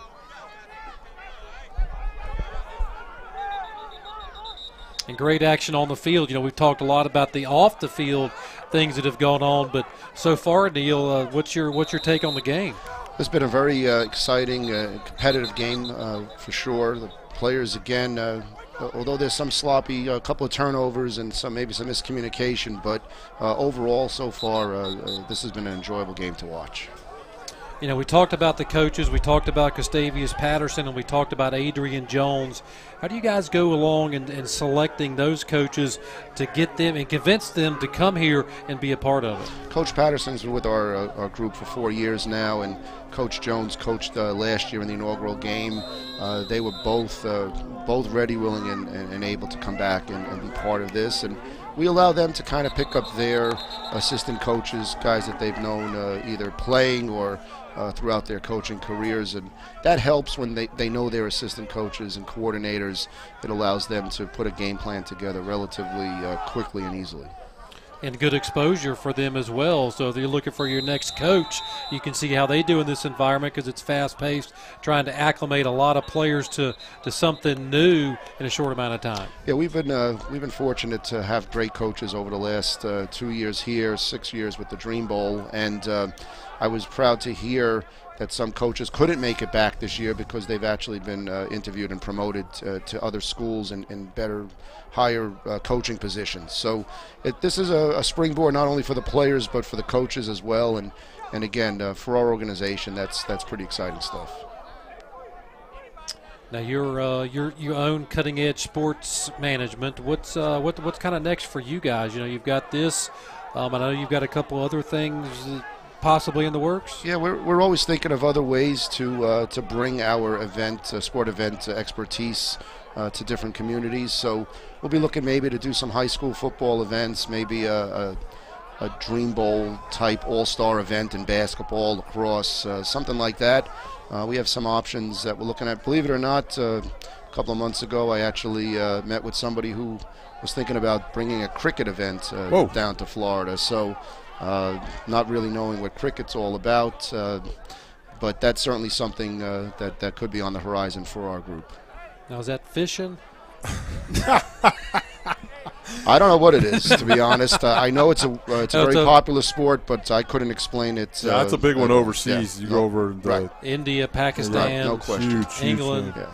But they look at American football the same way we look at cricket. So it's all good. But, yeah, our organization is always looking for other ways to bring our event model to other sports. Hey, one really cool thing, obviously, players love swag. Right, like that's what it's about. I mean, they get a sweatshirt. They get to keep their jerseys. One thing that I really love about this game is that kind of jersey presentation. I know you guys got some new jerseys this year. A Game, right, is our jersey partner. Right, did a great job. It's a good-looking jersey. And a great story. The partner in the A Game organization, his son played in the game last year. Right. And helped coach the game. And afterwards he said, let's talk about maybe working together with the jerseys. And the players love them, and again, it's just another way for us to continue to enhance the experience for the players. Yeah, I played in the Senior Bowl in 1997, and I happened to find that jersey the other day, and it's like a big old 1970s mesh jersey. Right. Obviously, it's changed a bit. The technology's improved with the jersey quality, and again, for us, if the players leave here with a jersey, with personalized jersey, which again is something our organization does that all the other events do not do, they're going to have something, a keepsake, a quality keepsake that they'll be able to look back on fondly down the road. Now, Brandon, was that a tearaway jersey? Yeah, no, but it was not pretty, and it wasn't pretty on me either, and it probably looks even worse on me now. But you played in the Senior Bowl, so you had a great career at Penn State and then spent 7 years in the NFL. But right now we've got Team Pride really struggling. There's no flag there, but he's going to go down in a heap, does Kevon Taylor. And they were looking to try to get a score right here at the end of the second quarter, but great defensive pressure right up the middle. Yeah, that was a good job. It looked like the left tackle jumped a little bit early there. You can see him up there at the top of your screen. That's good get off. Either way, he timed that thing up. That's good push inside. I mean, you look at that pocket collapse down around the quarterback, and then somebody comes up and absolutely delivers a blow there. Nice thump. Also looked like they might have got a piece of the face mask there. I think the referees might have missed that one. No flag, but they had called. You talked about Evan Clay from Morehouse getting a little bit of a jump. He had been called for a penalty a couple of plays before. So as we get a timeout now, but Brandon, we've been remiss. We haven't wished Neil congratulations since the last time we saw him. He's lost some weight. Yeah, appreciate that. Yeah, he's working hard at that. We had a nice long talk as we went and sat down and probably I ate too much pie at the banquet last night. I don't know about you. Yeah, I didn't get to the pie, but a couple of pieces of chicken parm remind me of some restaurants back home in Brooklyn, and it was a little too much this week. Can't wait to get back to my routine going forward. Did you have any grits while you were down here? I didn't get to the grits. No? No. That's more of a southern thing. I can't get into those. Oh, but, man. I was certainly some ribs and some barbecue. We were able to get to that. Nice. Yeah. I'm looking for some grits still. Yeah. I need some grits. Hardee's. Waffle House right across the street. Right, exactly Waffle House they got good grits. Plenty of opportunity to go off track if you. No doubt about it. No doubt about it. Especially with my wife not being there. Exactly. All right, third down, big play right here for Team Pride, trying to get on the board before the end of the half. Rolling right, got a man open, low throw. Pass incomplete right there. He had a man wide open, Brandon. Yeah, it's tough, though. I mean, look, Taylor's a right-handed quarterback, and they rolled him out to the left. Again, bad weather. Well, not bad weather, right, but cold weather, unfamiliar with your weapons out there on the edge, and you roll away from your throwing hand, right? Usually if you're a right-handed quarterback, you want to roll them out to the right.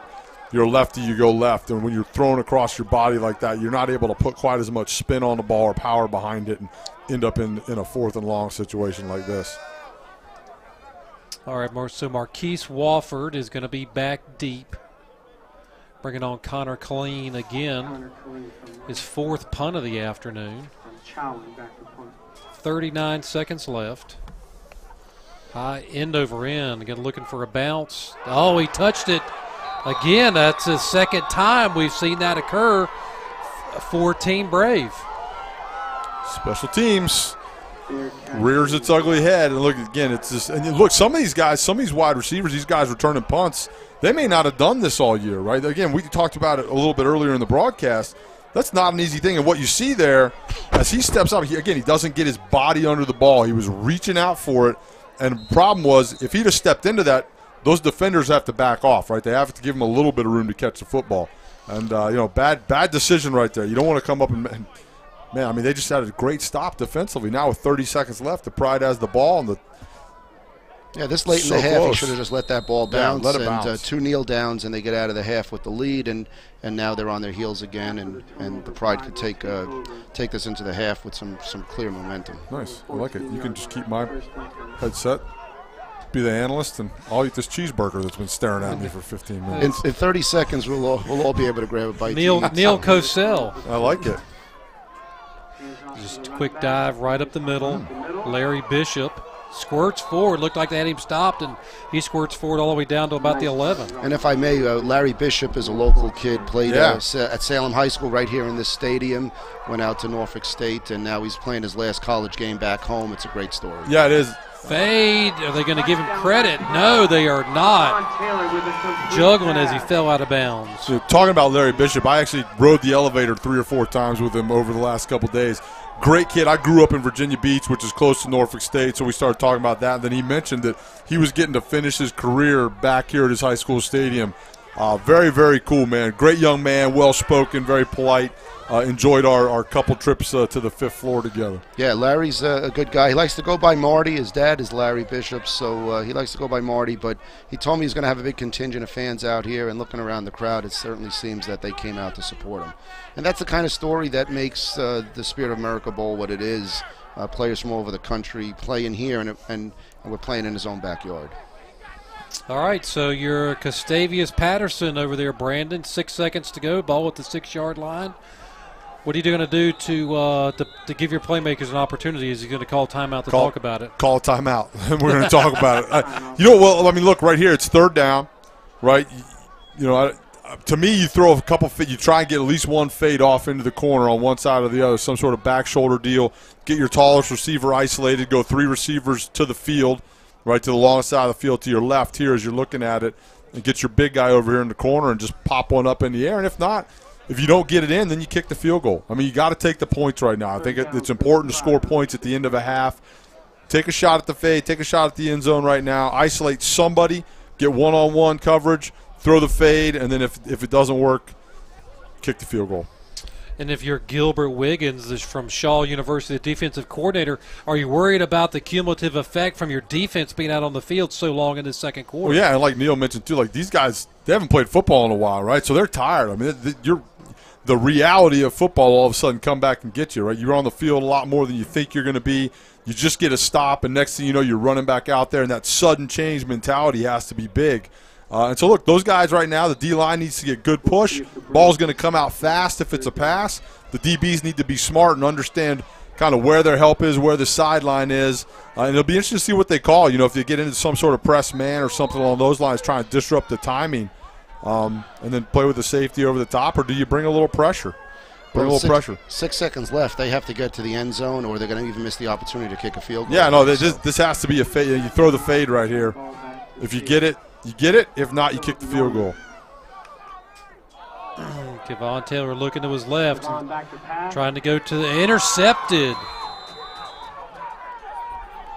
No signal. They're calling it no. I got one saying yes, one saying no, but either way, that's going to bring us to the end of what's been an exciting first half. Team Pride right there at the end. The nice pass right there, but again, that's a long throw, Brandon. Nice pass, long throw, but it took too long to develop. Like that, literally, he should have caught that ball, thrown a fade to the back corner on the bottom here, the right of with the one receiver side, and then you've maybe got a second or two to get your field goal unit out there. Clock stops because it's an incomplete pass. You get 3 points. Yeah, it looks like they left some points on the board. That may come back to haunt them in the second half. So we'll keep an eye on that as we're at the half here in Salem, Virginia. Team Brave on top of Team Pride, 14-7. Neil, man, you spent a whole quarter with us, man. We appreciate that, but I see your escort is here. Well, I appreciate it even more. It allows me to warm up a little bit, and I'll get back out there, and I'll be out for the rest of the game out on the field. All right, Appreciate man. you Well, we guys. look forward to seeing you handing out some awards. And if somebody wants to find out more about the Dream Bowl, where can they go? They go to www.dreambowl.net. We have a Twitter account, Facebook page, so come out and find us, and we'll be happy to answer any questions that you have. All right, man. Well, we appreciate you it. taking the time out. And, again, a great event for the second year of the Spirit of America Bowl, and we're just we're excited to be here. Appreciate it, and great job so far, guys, and go take a little break before the action picks up again. All right. Thank you very much, Neil Malvone. We're at the half. Team Brave on top 14-7. We'll be back with second half action after these messages.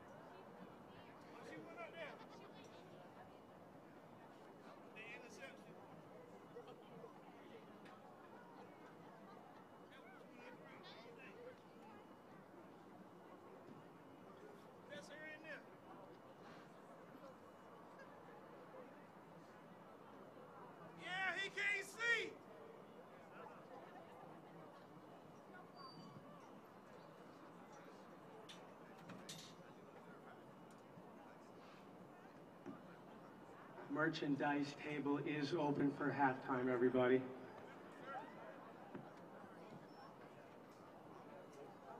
Get it right, baby girl, get it right.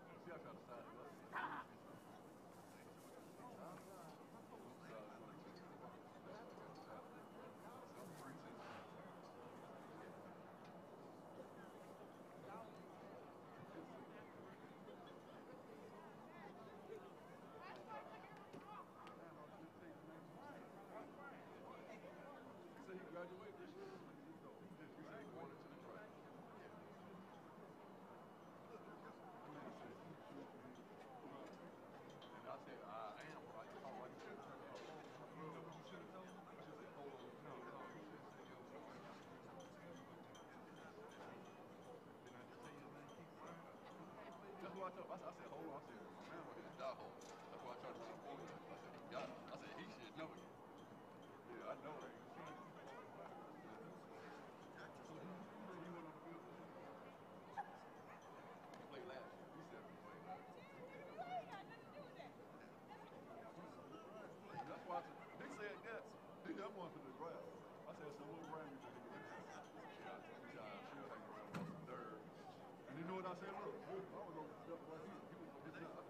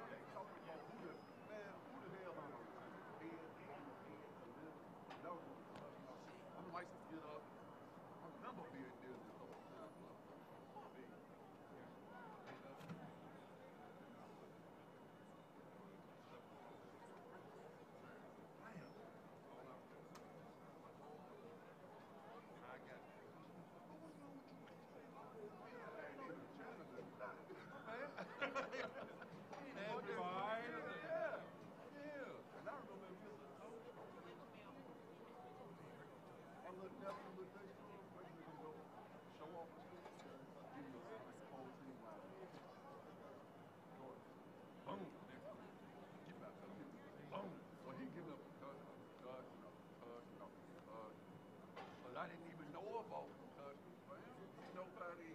That's why I'm like, yo, we might get this seat.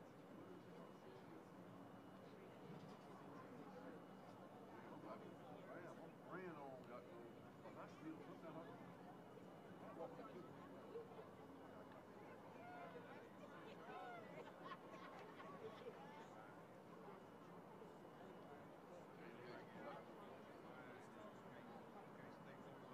I gotta have all that shit going on. So you give me what's going on.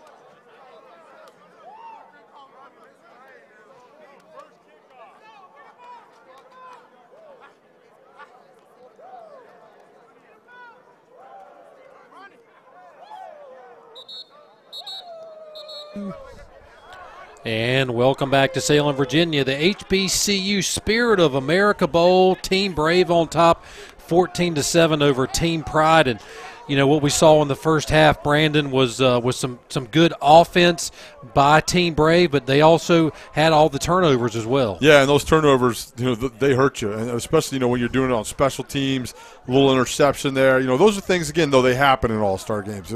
I know we've kind of beat that horse up a little bit today, but it's a challenge to come out and play a game of football with a bunch of guys you met 4 days ago, a brand new coaching staff, and again, a coaching staff that's kind of been put together that may not necessarily work together.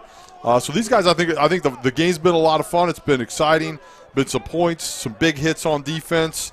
You know, I'm looking forward to the second half.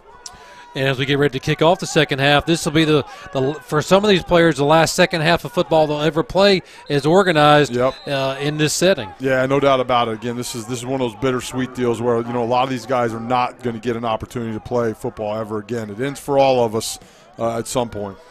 Connor Colleen with a high end-over-end kick, going to be fielded at the 20. Little hole trying to get his way through, not going to get very far.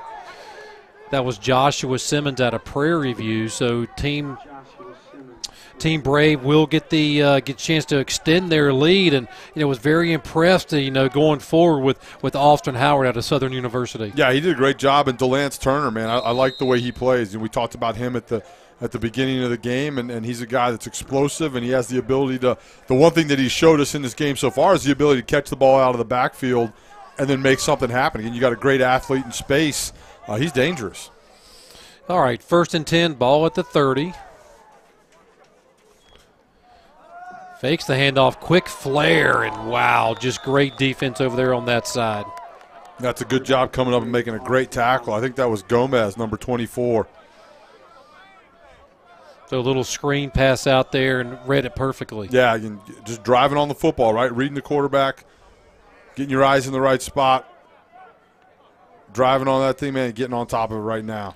Scouts got to love the way you can read, react, wrap up, and tackle. That's what it's about. Again, this is, because of the limited ability schematically right now, what they have available to them, that's what it's about. And defense is like that anyways, right? You should be able to line up in one defense, one coverage, and if you can run and tackle, you'll be okay.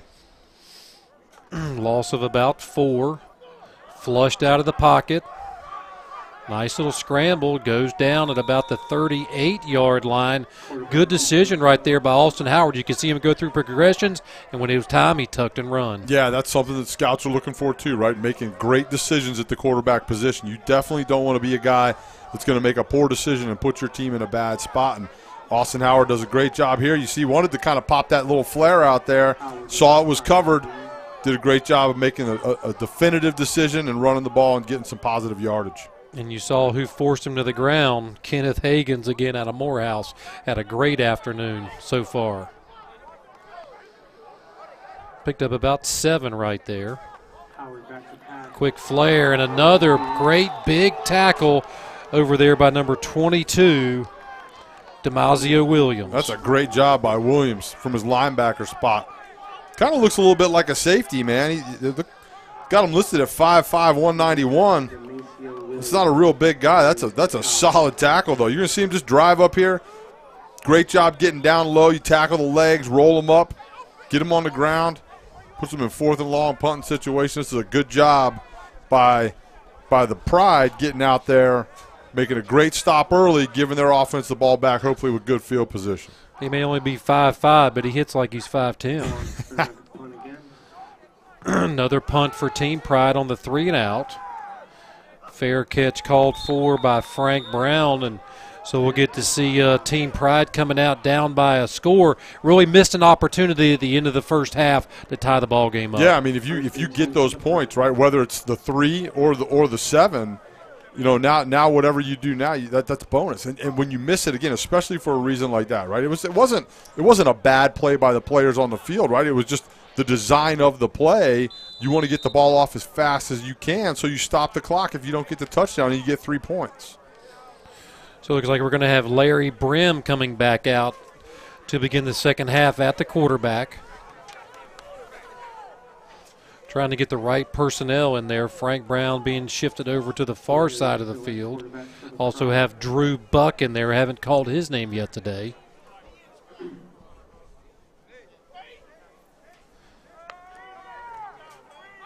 Fumble, ball on the ground. Great decision right there. Looked like he just took his eyes off of it. Yeah, looked like he wanted to do something. Yeah, he was definitely looking. He was looking up. He was reading somebody or looking for something in particular. Lost track of the ball there. But that snap was a little short too. And again, this is a center and a quarterback that have never worked together until this week. So those are all little things that come with time and familiarity. Larry Bishop checking back into the game, but Brim wants to come back over and talk to Alan Suber. And, they've got a rapport because they're already quarterback and coach. That helps. That helps a lot. Again, you know the terminology, you know what you call everything, and you've got a comfort level there. Big Howard Bush out over the ball, and they're pointing. Looked like somebody moved. That had been Elijah Smith.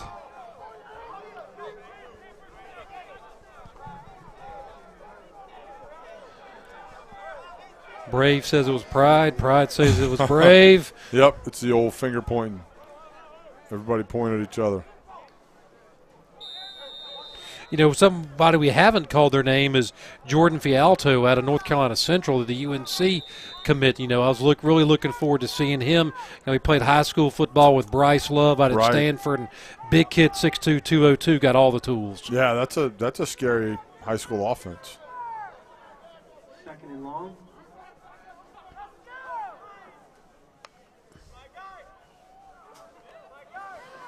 Looking to his left.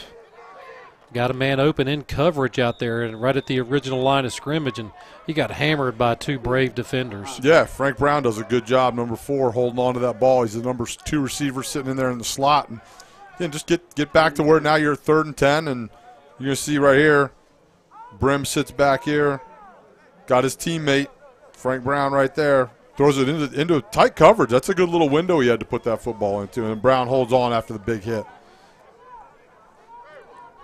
All right, 3rd and 10. Crack training staff here this weekend for the HBCU Spirit of America Bowl, getting everybody in shape.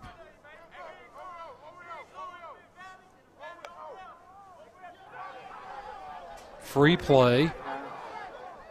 Little dump off to the right. I think we're going to get Freddie Hart for being offside right there, and you kind of question whether Brim should have taken a little bigger shot downfield. Yeah, definitely. That's one of those plays where you see in the NFL all the time, guys like Aaron Rodgers, he's the master of that. You get that D lineman to jump off sides, and you got a free play, and that's when you take the shot. All the wide receivers convert it to go routes, and then you chuck the ball downfield. Again, that's something that comes with having your offensive system in, practicing, doing all those things. It's hard to do when, like Neil said, they've had 4 practices.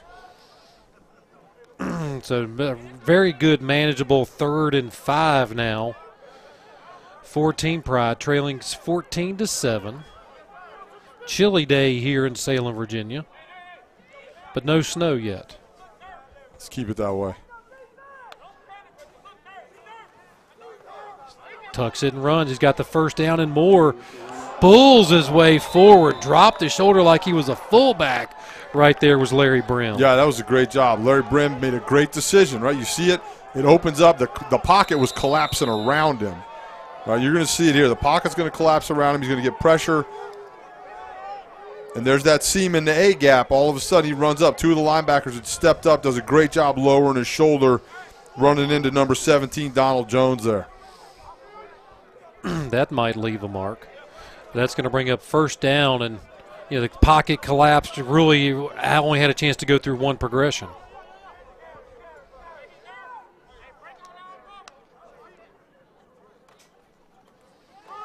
Little run pass option, just going to dive it right up to Larry Bishop. They're going to pick up about 4 or 5 yards. Didn't look like he was going to get that much. Yeah, that was a great read by Larry Brim right there. Again, the read in the defensive end, and the defensive end spills, which means he goes underneath the pulling guard, then he's got a certain thing he's going to do, and you got to be patient.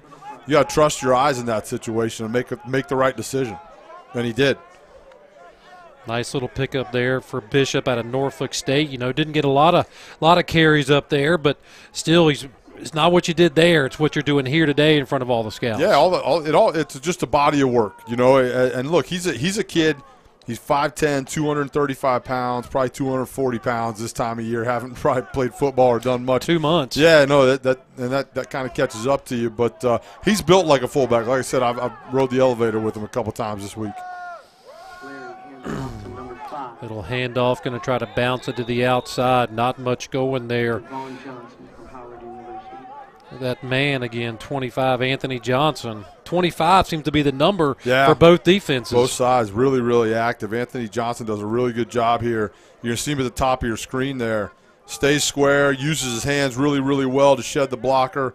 Comes off that thing and finishes it up. Gets him into a 3rd and 4.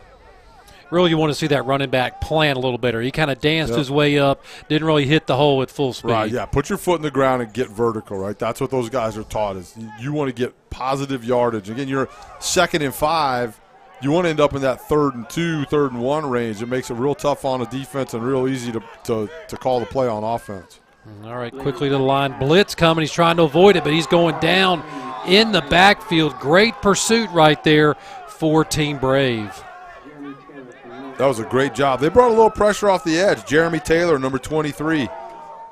Little safety blitz, corner blitz. I don't know exactly where he's playing, but you're going to see him coming from the bottom of your screen here, right off the edge. Does a great job dipping, getting low so the offensive tackle can't get his hands on him. That was Philip Norman, number 71, playing tackle. That's a tough matchup. When you're as big as Philip Norman at 6'4", 337 pounds, and you got 5'9", 185 Jeremy Taylor, you want to get your body on that little dude, and Jeremy did a great job there being elusive. All right, Marquise Walford back to receive the punt. There haven't been adventures in punting today, and almost another one right there. You've said it twice. He's not getting all the way under the ball. And again, not knowing exactly what is, having followed him all season, this is something that he's even done. But again, This is something that if he gets an opportunity in an NFL camp, he's got to be able to do it. You've got to find a way to make the team. And a lot of times for guys that are undrafted free agents or low-round picks, you start looking 5th to 7th round, that special teams spot is huge. And really what you want to do is you just, again, and I never returned a punt in my entire life. I've just watched guys coach it. You want to get under that ball. I watched a special teams coach used to throw a tennis ball up in the air and make guys hit it with their forehead so they got underneath it. Just a great little way to teach them how to get under the ball and watch it all the way in. All right, first down for Team Brave, their first opportunity here in the second half. Hand the ball right up the middle.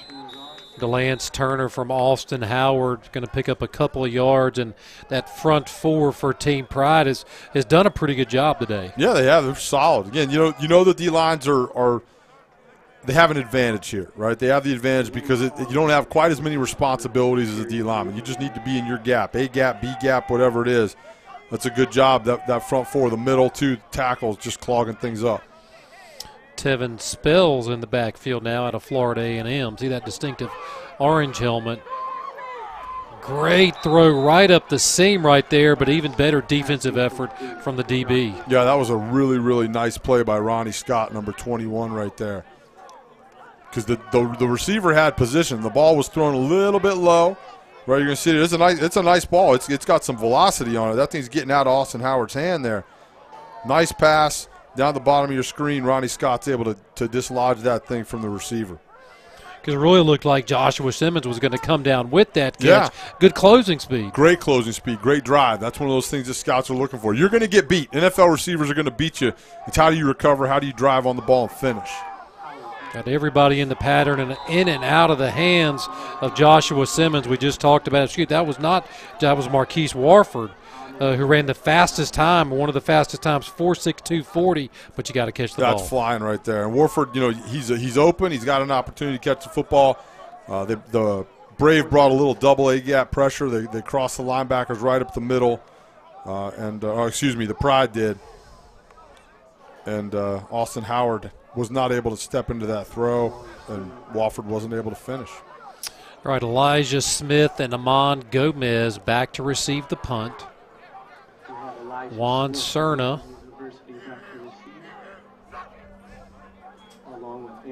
No rush at all. Line drive kick. Not going to be returnable. Oh, he is going to pick it up. Not a very good decision. No. Yikes. That was one of those ones where coaches go, oh, no. And you know who else does is the defense that just made the stop, right? You go, oh, no, let's catch that ball, man. Let's not make any poor decisions. We don't want to go back out there on the field. But, it's an all-star game again. These kids are trying to make plays. They're trying to get their name out there. They're trying to get on that highlight reel right now. And sometimes you make a decision like that.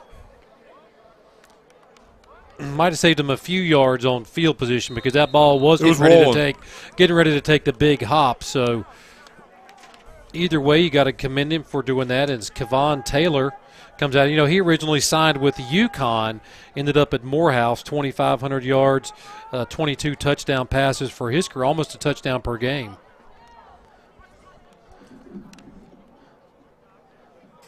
Field almost completely in shadows. Little razzle-dazzle. And just a good defensive effort right there by number 55, Garrett Odom. We've called his name before. He wasn't fooled. Yeah, good football player. That was actually, I like that. That was going to be a reverse pass. Back to the quarterback. Back to the quarterback. You saw Taylor right there. He released. I thought he was going out the block, but then he avoided the first guy out there and ran up the field. But Odom got there too fast for the ball carrier to flip that thing up the field. If he would have, Taylor had some room to run. Loss of 4 on the play instead, 2nd and 14. Fakes the run, kind of zigs his way up for a couple, but kind of gets fallen on by Freddie Hart. It's a good play by Freddie Hart right there. You find yourself, that's what the zone read does. It matches up athlete against, what you'd like to say is a lesser athlete, but obviously right there Freddie Hart didn't fall for it, made a great open field tackle on Taylor.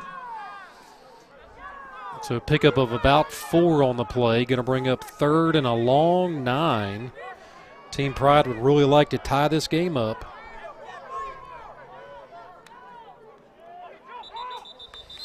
Looked like they had some movement on the right-hand side. Touchdown, was that Philip Norman again? Yeah, I think so. You saw Jeremy Taylor, number 23, the safety. It looked like they were showing that they were going to bring him off the edge again, which is the blitz that got home on the last series on 3rd down. That's another, we talked about, the offensive line gelling, and it's a tough position, but you don't have all your protections in either, right? So all of a sudden you start seeing a couple blitzes. A lot of times in all-star games they don't let you blitz, right? So I do like the fact that they allow these guys to do it, allow the defensive coordinators an opportunity to be creative and let their playmakers go make plays. But at the same time, as an offensive line or an offensive coordinator, you don't have all your tools. And they're going to back them up now, 3rd and 15. Blitz again, just kind of tosses it out there. He just wanted to get rid of it. That was a hot potato. That was a very hot potato right there. And they were setting up a screen pass, and they were bringing the safety off the far edge right there. And what that does, look, at the end of the day, you don't have to sack the quarterback. You just have to affect him. What you want to do is you're going to see it coming from the top of your screen here. Real fast. All of a sudden, he's right on top of him. Taylor doesn't have time to set his feet. It causes a bad throw, and he has to rush it because the offensive line wasn't able to get out in front of that thing and set the screen up. That's a good call.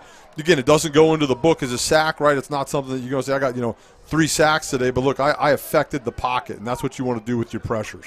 Well, and that's exactly what I was going to say. You've started seeing the quarterback pressure, quarterback hurry stat as people want to know, are you getting to there? Nice high punt and new return man back there this time. That was Tevin Spells out of Florida A&M back there. So great field position this time for Team Brave as they still on top 14-7. Under 4 minutes. Been a quick 4th quarter. Yeah, real fast. This is going quick. We're moving right along here. It's been a lot of fun to watch. You see there's some adjustments made on the defense, right? They kind of know what's coming now. You can see they've settled down a little bit. Ball's not moving a lot, and they're getting some pressure home on the quarterbacks, which of course, being an old D lineman, I enjoy. Jonathan McCrary in at quarterback now. Had a Clark Atlanta threw behind it right there, trying to hit Brandon Norwood on a quick slant. So he had a tough time gathering that snap up, and they had the little. It wasn't necessarily an RPO, but a little play action pass trying to suck the linebackers and the safeties up. So you get that. You'll see it right here. The ball comes back. A little bobble there in the fake. But what that does is it pulls the linebacker up, draws the safety up into the box, and you end up getting that quick slant out on the edge. Another low snap, and then he throws it wide out there trying to hit tight end. And you talk about McCreary, great story out of a 4-star recruit out of Decatur, Georgia, went to Vandy, and then kind of ended up at Clark Atlanta when the coaching change at Vanderbilt. Yeah, I think he's got 2 pretty good degrees. I mean, I got graduated from Vanderbilt, and now I think you get to go to Clark Atlanta too, and you graduate. So he's put himself in a good position no matter what happens with football, and that's really what college football is about, or used to be about. It's about getting an education and setting yourself up for the rest of your life. There's a nice toss. Found a man wide open over there. Trevontae Long on the sideline right at the 1st down marker, and that's a great job by the receiver knowing where the marker was. That's exactly right. That field awareness, knowing where you are. And you see it with the best of the best, making those, they run the route a little bit short or they go out of bounds right before the marker. It's a good route. It's a good ball. Get that 1st down. Move the chains. Keep your defense off the field. McCrary's dad was drafted by the quarterback in '75 by the Falcons. Nice run right up the middle right there by Tevin Spells. We talked about putting your foot down, making the cut. He did it right there. That's how you do it, man. That is putting your foot in the ground and getting north and south, getting vertical. It's a great job. Just a little inside zone, nothing fancy. All right, you get a little pull there, too, on the backside. So it's actually like a power or a counter, and then he does a great job, Spells does, being physical, knocking people backwards. And another Spells run right there. Nice pickup brought down by Carlo Thomas, but you like Toriana Morgan from Virginia Union picking up the pace, trying to get his quarterback in a rhythm. Yeah, you got something going here, and that's one thing that's what offensive coordinators do with tempo, right? All of a sudden, you get a 1st down, you get another 1st down, and you go a little bit faster, and it keeps the defense on their heels and unsettled. It doesn't have to be fancy, but the speed is what gives you the advantage. And then off to Spells, good fake right there, but not going anywhere. Good tackle by Anthony Smith. That's a great job. A lot of blue jerseys out there. Spells. That was that little power play that, the last play he put his foot in the ground and went north and south. You can see the right guard pull him, but Spells gets outside of him too far. That's an A-gap play right there. You want to hit that thing north and south. You don't want to run out there onto the edge where all those defenders are. Short pickup of 1. Like what I've seen from McCreary so far. You can tell he's finding his feet. He's getting a little bit settled and getting into the rhythm of the game. He fakes the handoff, then he just kind of runs out of bounds. It looked like that play was designed to do a little more, but he didn't like what he saw and just tucked it. It was a good decision, right? That looked like it was a little RPO. He had the run pass option there, and the back end had it covered up really well. He tucked it down. You're talking about McCreary and kind of getting comfortable, right? These quarterbacks are used to playing the whole game. Now all of a sudden you're coming in for a series, 2 series, whatever it is, and McCreary's done a good job on this series. You can tell, like you said, he's getting a little comfortable. The offense is doing things for him. He's getting some help from his playmakers. You like to see it for the kid. You want to see everybody taste a little bit of success in a game like this. All right, 3rd and 11. Being flushed out of the pocket. Got the first down marker. It's going to be close. I think they're going to give it to him. Big, nice speed right there from the big 6'2", 208-pounder. Yeah, that's a great job. McCreary does a great job. So defensively, you had 2-3 techniques, which means the 2 defensive tackles were rushing outside the guards, and it leaves the middle wide open. And you had Dakota Bear sitting in there, number 43 at linebacker, and all of a sudden McCreary's right on top of him. It's a good job making an open field tackle, but a great job by McCreary getting the first down. Now he hands the ball off, coming back outside. Dance and fumbled. Ball's going to roll out of bounds, but never really got his feet going north or south was DeLance Turner. No, and I think our guy Kenneth Haggins was in there again, number 25. He's been all over the place, and same thing, right? See how all of a sudden you're running out there? That's a good job. Dakota Bear did a great job filling that thing. Yep, there he is, number 25, coming up and making the tackle. So which might be the end of the 3rd quarter, and they're going to let it go down. Team, and that's going to do it. So 3rd quarter is in the books. 1 quarter to go here in Salem, Virginia. This HBU Spirit of America Bowl. We'll be back for the final 15 minutes in just a moment.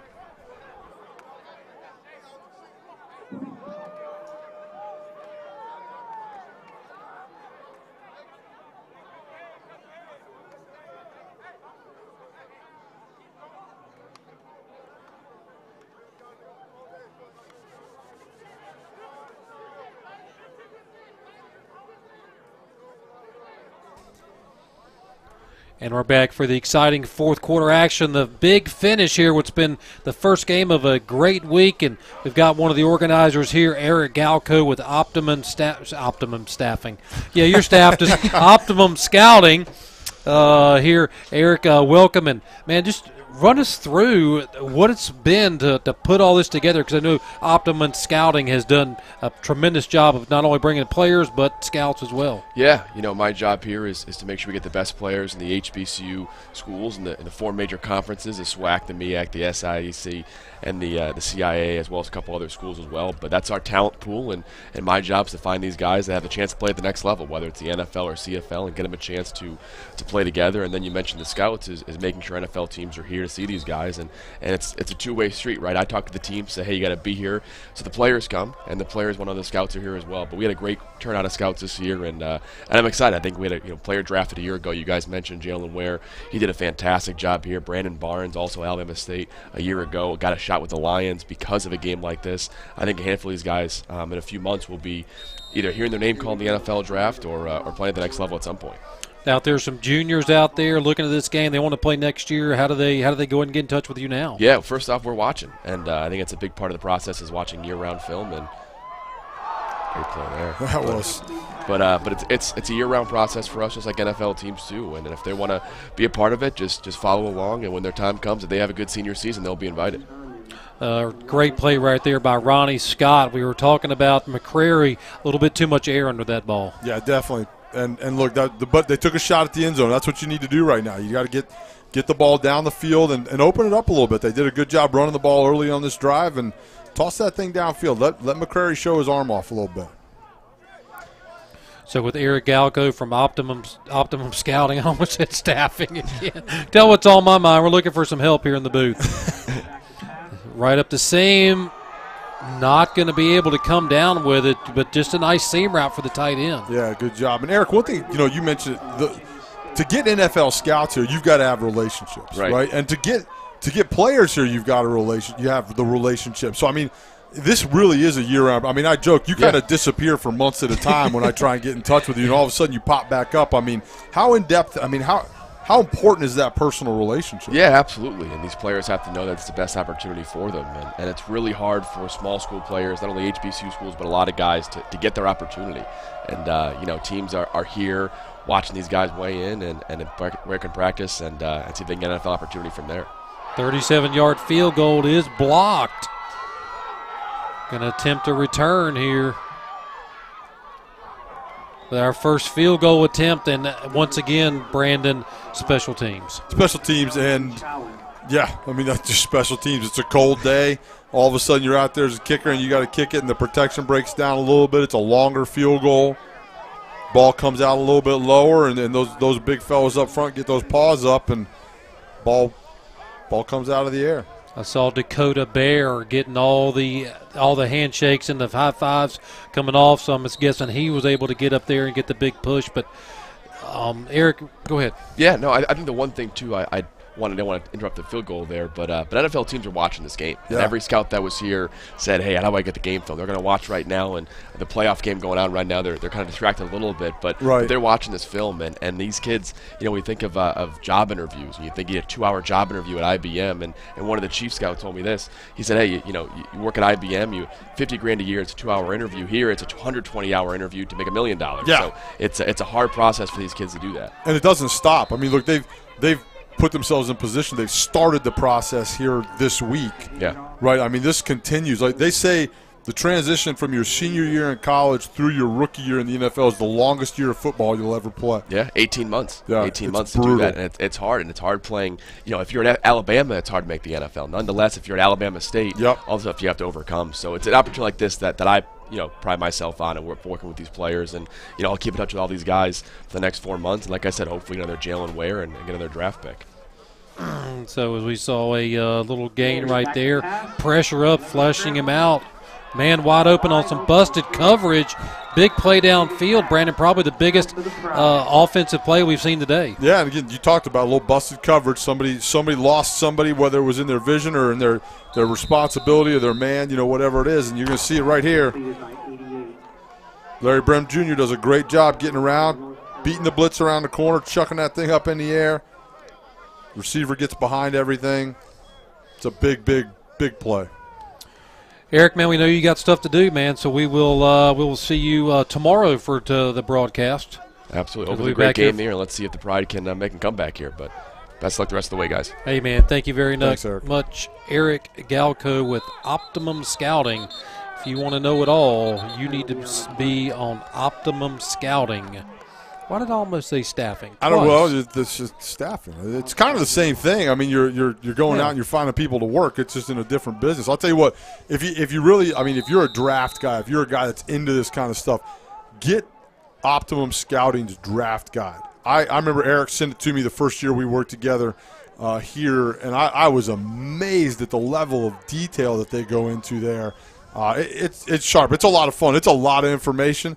Not everybody's going to be that into that much information, but if you're a football fan, if you're a guy that loves the draft and kind of that process, it's definitely worth it. Little hitch, but he's going to be sacked back there. Number 25 again, Anthony Johnson, along with Aaron Guy, collapsed the pocket. Aaron Guy made that happen. Big 99 there, 6 foot, 368 pounds. He's going to collapse that pocket from the inside out. And you're going to see the little pressure coming off the edge, but there's Aaron Guy right there. It's a great job by the big fella from Benedict College. He's been busy today. Really, really active football player. I like it. He's a lot of fun to watch. Nice kid. Met him at the hotel, too. So big loss right there that time for Team Pride. Second in forever. Second in Roanoke. Bringing the blitz. Oh, little jump pass right there. Again, that communication. Yep. He saw one thing, the running back saw something else. Yeah, the running back stepped up to make a block for him, and Brim actually tries to flip it over the guy's head that he tries to block there. That was a good job by Brim getting away from that pressure. You're going to see number 31 coming off the corner here, actually a B-gap blitz, Eric Alvis from Morgan State. That's good feel by Larry Brim. But it could have been a really bad decision, too, if there was a defender sitting there on that flip. Yeah, it was just sitting there. Hadn't seen him come up that short since Derek Wittenberg threw up a shot, in the 83 championship game. Derek's a good friend of ours, so we always kid him whenever we get the opportunity to talk about that shot. the pass to Lorenzo Charles. Exactly. The year which March went mad, but we're in the fourth quarter. We've talked about Aaron Guy. Anybody else on the Brave defensive side that's kind of stood out today that maybe you want to give a shout out to? Well, you look at the back end. Jeremy Taylor's done a great job. Donald Jones has been active. Nicholas, all these guys. They're playing some good football right now. I think Aaron Guy to me is the guy that has done a great job of just kind of being really, really active from a tough spot. Like when you play the nose, like when you're a one technique like he's playing right now, you usually have to deal with two offensive linemen on every snap. You're dealing with the center and the guard, whether it's run or pass. And again, that's why those guys are usually really big and really strong, but he's also really mobile for a guy his size. All right, third down and about 25. Brim looking, got a man on a crossing route. Long time for that play developed, but he finally was able to get the ball to Derek Kirkland. Yeah, again, you got those crossing routes, and Kirkland comes from all the way to the other side of the field. They had tight man coverage, and Brim had some good protection there too. Now he drops way, way back. That route took a long time to develop, so he was getting out of there. Again, kind of put yourself, that big sack put him in a tough position. Now you find yourself in 4th and 12, and you're out there getting ready to kick the ball again. Looks like Kareem Smith from Florida A&M back deep at about his own 15 or 16-yard line.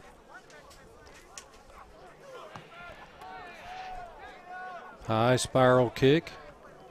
He's going to try to return it. Takes a couple of hits, picks up a couple of yards, and that's really the most forward progress we've seen so far from a team Brave punt return. Yeah, that's a good job. You got under it, caught the ball, get some positive yards. But at the end of the day, all that anybody wants on special teams is make sure you get that ball, right? If you're the return team, if you're the kick returner, your job is to get that ball and give it to your offense, and that's it at the end of the day. 11 minutes to go in the ball game. Team Pride really needs a turnover right now. They really need to dial up some pressure. Will defensive coordinator Rodney Huey from Livingston. We hadn't called his name today. Big run right up the middle. He kind of runs right into Luis Sequeira and then gets fallen on. Yeah, right now, the Pride, they need to come. They got to know that the ball's. They're going to run the football. The Brave are going to run the football right now. So you got to load the box. Right, keep them from getting positive yards with the run because they want to milk the clock out now. Yeah, they're going to see a lot of Etheridge, Spells, and Turner. Etheridge in right now, going to get another opportunity. Bouncing it to the outside. He's got some green grass there, showing some speed. Nice pickup right there for Juwan Etheridge. That was a really, really nice run. He did a great job of setting up a couple blocks. That was just that little power read that they've been running. You watch the quarterback here make a good decision, right? There's nobody out there. Got a pulling guard out in front of it. And Etheridge does the rest. Gets around the corner there, shows you how fast he is, 5'6", 197. Very, very, he's a 4'8", 40. Scored 10 touchdowns this year. Nice. Sorry, I read that stat wrong. I apologize. 404 yards this year. And there's Tevin Spells trying to get it to the outside. grabbed a handful of jersey was Luis Zaquiri out of Chowan. Yeah, that's a nice run by Spells, but Zaquiri does a great job of just holding on until his buddies get there, right? You got Spells in the open field. It's a great job just getting vertical, right? And you're going to see 31 come up there and just hold on for dear life, man, until your buddies show up. That's what they teach you all the way back at Pop Warner, you know, get those meat hooks in them and don't let go, let your buddies get there. Go. So pickup of about 5, and Team Brave really content just to let that play clock wind down. Vincent Jeffries in at quarterback. Just bulling right ahead is DeLance Turner. You think they've, or excuse me, that was Tevin Spells. You think they've done that a few times? Now we got some chippiness.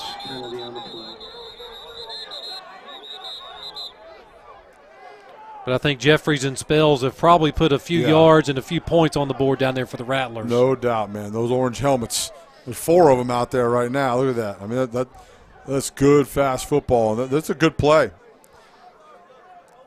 And pushing and shoving here. Look, these guys are competing, and they want to win this football game, and they know what's on the line. I think at the other side of it, though, from a just a football perspective, right, like scouts don't want to see this. They want to see you keep your cool. You can compete, you can get after it, but at the end of the day, man, you don't want to get a penalty in this situation. You don't want to hurt your team by doing something stupid like starting a fight. And it's always the second guy. You Absolutely. know, it's never the first guy that you see that he kind of gives the push or says something. It's always the guy who reacts. So, and we've talked about decisions all day. His decision has just really cost his team. Yeah, no doubt about it.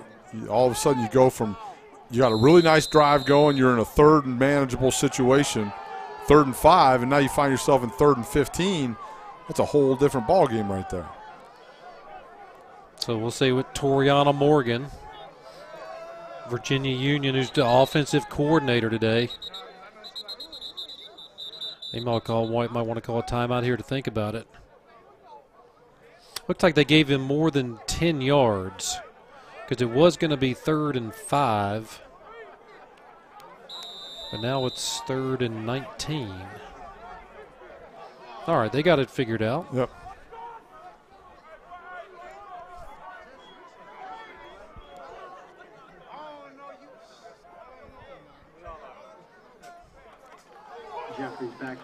Being flushed out of the pocket. He escapes one tackler.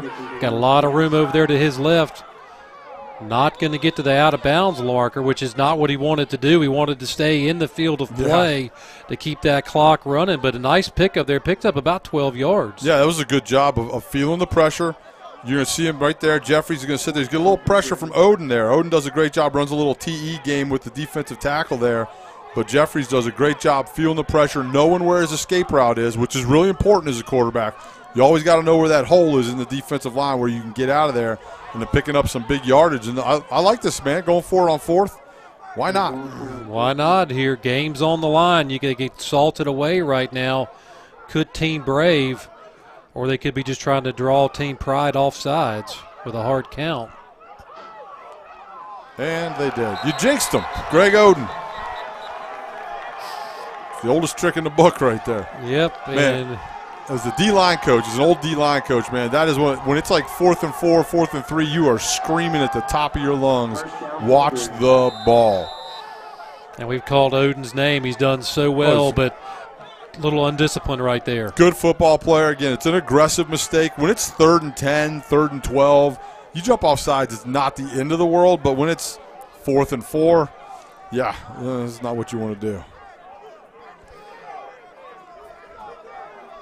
First down for Team Brave. Jeffries with the handoff. Just a handoff trying to get to the outside. Good pursuit by all the Team Pride right there. Lots of blue jerseys, Brandon. Yep, swarming defense. It was a great job by the guys inside, the 4D linemen, the linebackers did a great job of forcing that ball out onto the edge and then just rallying, running, and getting him down. So that was DeLance Turner at Alcorn State. You know, he was all SWAC running back Two-time SWAC Player of the Week, set the Alcorn State record for rushing this year. Yeah, he's a really, really good football player. Again, I've been really impressed with the way he's caught the ball out of the backfield today and done some things in open space. Play clock almost at 0. Nice pass right there. Found the tight end. Will Davis just went out there and sat in a spot. Yep. He was able to find him. That's what you want from your big tight end. 6'3", 241 pounds out of Shaw. Will Davis does a good job just finding a little hole in the zone, sitting down. Nice pass by Jeffries. Gets it in there. Catchable ball. 3rd and short now. Surprised we hadn't seen more of Dylan Beard out of Southern today. They're doing a good job of milking the play clock, trying to run it down as far as possible, which is probably not something these teams do very often. Flushed out of the pocket, he fakes, and he's going to be taken down by Dakota Bear. Short of the first down. We'll see if they go for it to get on 4th. Hey, might as well, right? I mean, look, the clock's running. At least sit there and try and draw them off sides again, see if you can hard count somebody into jumping off. But hey, look, they've got everybody inside here. So you see that the right defensive end there gets upfield, does a great job of penetrating, but the quarterback's able to get out on the edge, and then Dakota Bear does a great job of cleaning things up, stopping them short of the first down. Yeah, it was Rodraven Rancher out of Lane College, 3 sacks in his career. Play clock under 10.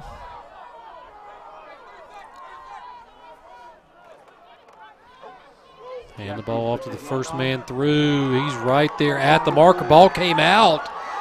I think Team Pride's going to get it. He's got the first down, but are they going to say he was down or not?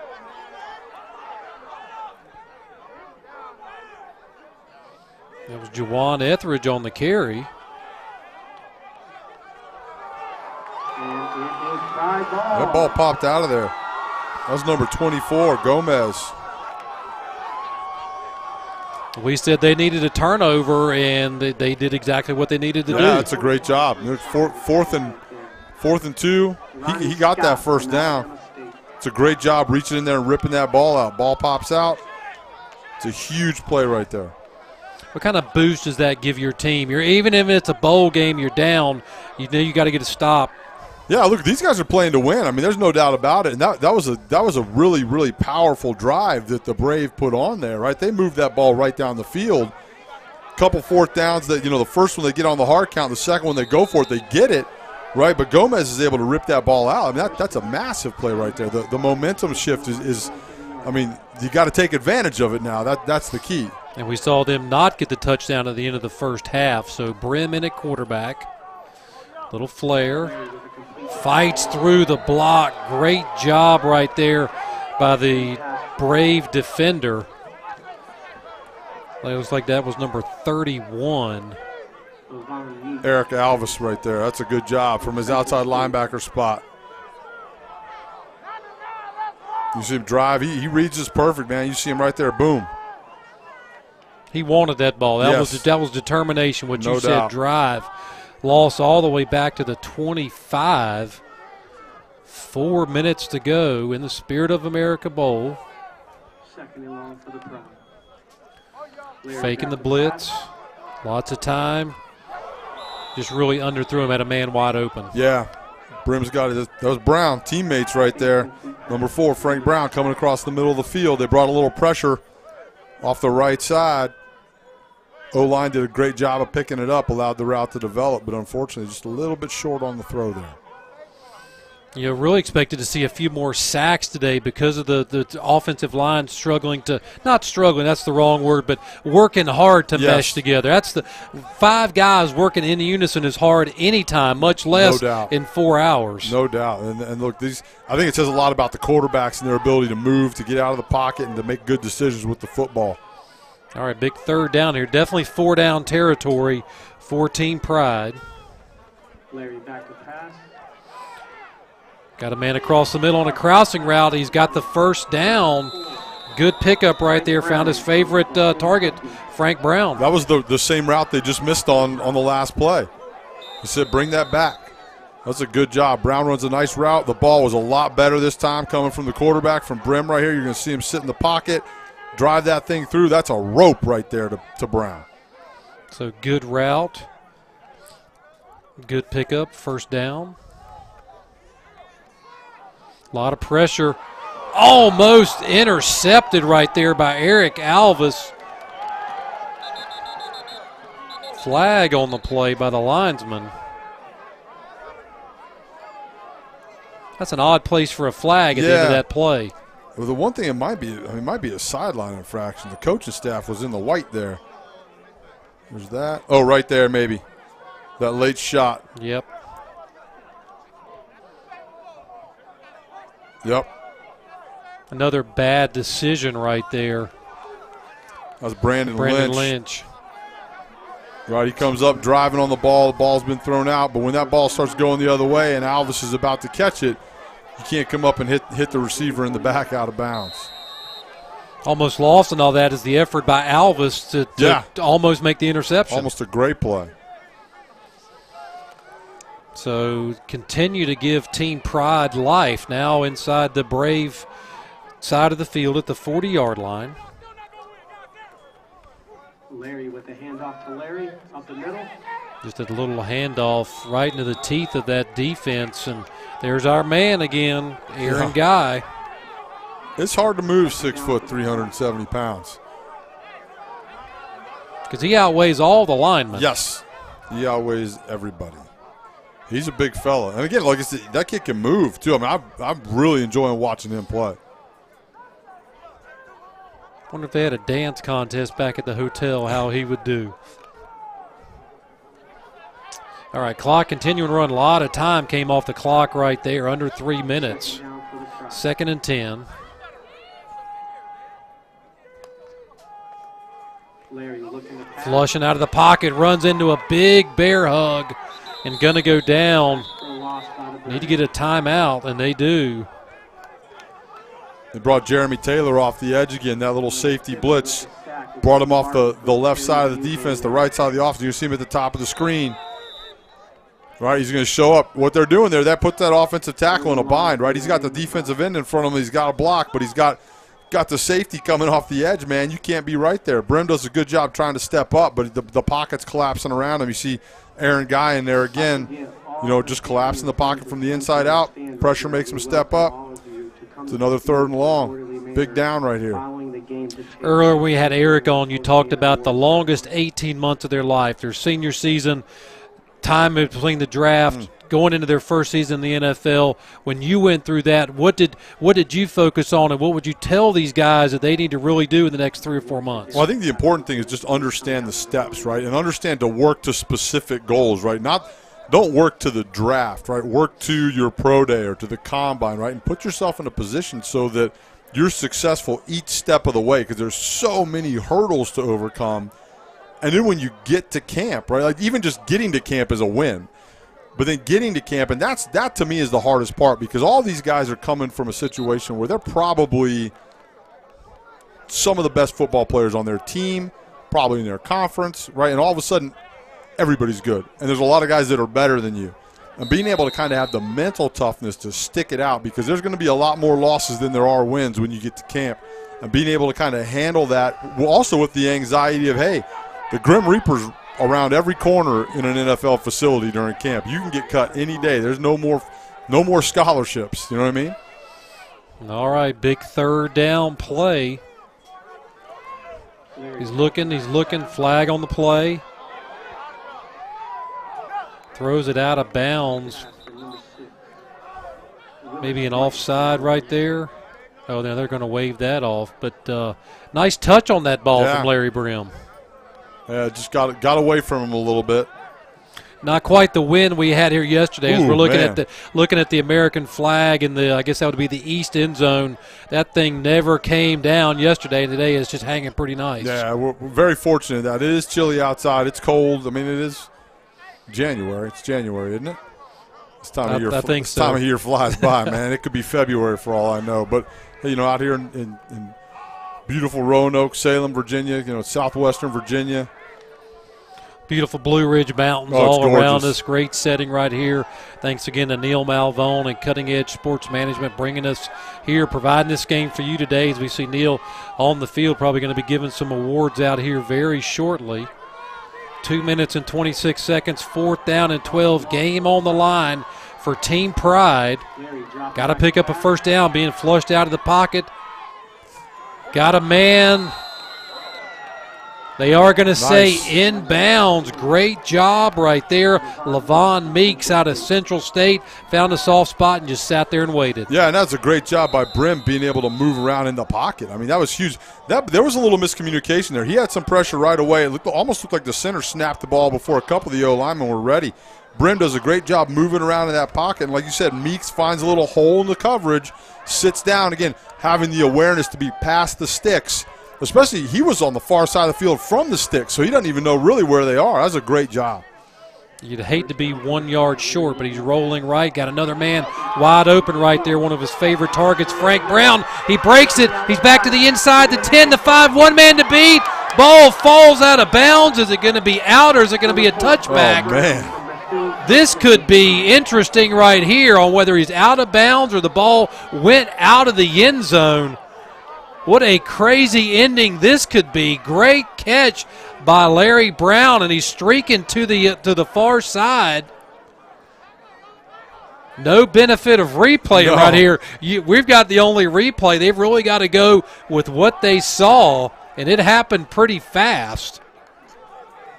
The Brave defense is down there lobbying big time. Down there pointing on the ground. It went out of bounds here. But if that ball fumbled and went through the end zone, and that's what they're going to say, touchback. Going to be interesting. I can't wait to see the replay and see who put the hit on him. But so let's set that up for you now. Frank Brown catches it on a crossing route.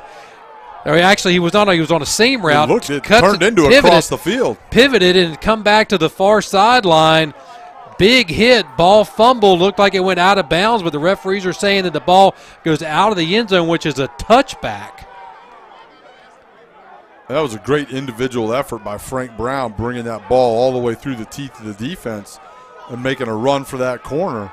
But whoever he met there right at the pylon was able to knock the ball out. Because he just did a great job right there. He pivoted, vision. Yes. You talk about vision. Yeah. He knew where the play was flowing to. He then goes in the opposite direction and almost ties the game up. So there was to live by the turnover, you're going to die by the turnover. Doubt. They got in that position because of the turnover. Now they're minute 43 to go, needing another stop, calling on the defense again. And that's just going to be Tevin Spells running bull right ahead, 5'8", 170. He's got an opportunity to go to the next level. No doubt. Look, he's a guy, 5'8", 170, a lot of speed, explosiveness, runs the ball physically. He's another guy that – you get into a camp, you do everything you can on special teams, you do everything you can to make that, make yourself as valuable as possible. There's a saying in the NFL, the more you can do, right? Whether it's, being on the punt team, the punt return team. If you can get on all 4 of those special teams units and be good enough at a young age to contribute somewhere on offense a little bit, even as a third-team running back, you can make a squad. We're going to get another opportunity there. Oh, he fumbled. Big hit right there. We talked about needing another turnover, and they have done it again. Is Team Pride. Wow. I think that was Dakota Bear, number 43, middle linebacker. Going to come up. They're running that little power play. You're going to see him right there. Woo! That was a heck of a play right there. Look at him running right off the field there at the bottom. He knew. He knocked that thing out. That's a great play right there. Wow, just trying to salt the game away. Big hit right there. Tevin Spells fumbles the ball. Dakota Bear with the big hit and great field position. All of a sudden, they're at the 28-yard line. So let's set this up for you, folks. Team Brave on top, 14-7, 52 seconds to go. Team Pride with the ball at the 28-yard line after the fumble. What an afternoon of football right here. Is the NFL playing today? Because I think the best football in America is being played right here in Salem, Virginia. All right, so we've got Larry Brim at quarterback. Larry Bishop's behind him. Frank Brown, Willis White at the bottom of your screen. Show blitz, but back out of it. Flushed him out of the pocket. He's got a man right there on the yard marker, right there on the boundary. Almost thought he stepped out of bounds when he came back from the cut. It definitely looked like his right foot had slid over the edge there. Maybe we'll get this is a good job by Brim. You're going to watch him again. Extend the play a little bit, rolling to his left, throwing with the right. It's hard to see there, but from this angle, I agree, as the play was going on, it looked like his right foot was out of bounds a little bit, but that's neither here nor there at this point. 36 seconds to go. Need a touchdown to tie. Got a man open at the 5. He's dancing to the 6. Falls forward to the 4. And they get a timeout right there. Was that Nicholas Williams, the tight end? It might have been. It looked like it. And that was one of those spots right there where, again, great job by Brim getting the ball in there. They send a little pressure. Is that Fialto right there? Hadn't called his name all day. But, the only, nitpicking a little bit here from my end is you want to get out of bounds right now. You're right there on the edge. That way you don't have to burn a timeout. You get out of bounds. You stop the clock. And you save yourself a little bit of time. And more importantly, you save yourself a timeout. Yeah, because he was right there on the boundary. All he had to do was pivot to the other side. Yes. And, he was a great kid coming out of high school, was a top 12 recruit in North Carolina, signed with UNC, ended up at UNC Central. But, again, I'm impressed with Larry Brim and his job of managing the game. He's done a great job of extending plays and being smart in the pocket and doing the right thing with the football. And he made a couple, he had that one little flip where I think he tried to flip the ball up over somebody's head, which is really the only time I've seen him kind of make a questionable decision. And he's done a great job. I really like his pocket presence. I like the way he goes through his progressions. He's got a good arm. And he's leading this team down here to potentially a game-tying touchdown. All right, so we assume they've got one timeout left. I think they've called 2 in this half. I'm sure there's not unlimited timeouts. Nobody bites on the hard count. Throwing the fade. Interception. I think I jinxed him. Yep, they are saying interception. Hard to see who's going to get up off that pile right there, but did not put enough air under the fade regardless. No, but a little low snap. Fade was a little bit short. Yeah, it looked like they were going for Fialto. Yeah, and that's one of those things. Again, that route, that's a timing route. That's a route that you have to have a relationship with that guy. You've got to throw that ball over and over and over again so that the quarterback and receiver are on the same page. And again, in a situation like this, Neil said it, 4 practices, you don't get to do a lot of that. So again, Brim throws the ball up. That's probably how he throws the back shoulder fade. Fialto runs it maybe a little bit different and a little bit deeper, and you end up with an interception. And throwing it into double coverage right there. Yeah. And the snap didn't help. No. The snap through so the timing was off on that play from the beginning. Yeah. People don't understand how important all those little tiny things are. The little tiny details in football are the difference in wins and losses. And Vincent Jeffries takes the final snap, takes a knee. Wow, what a finish right there, a back and forth.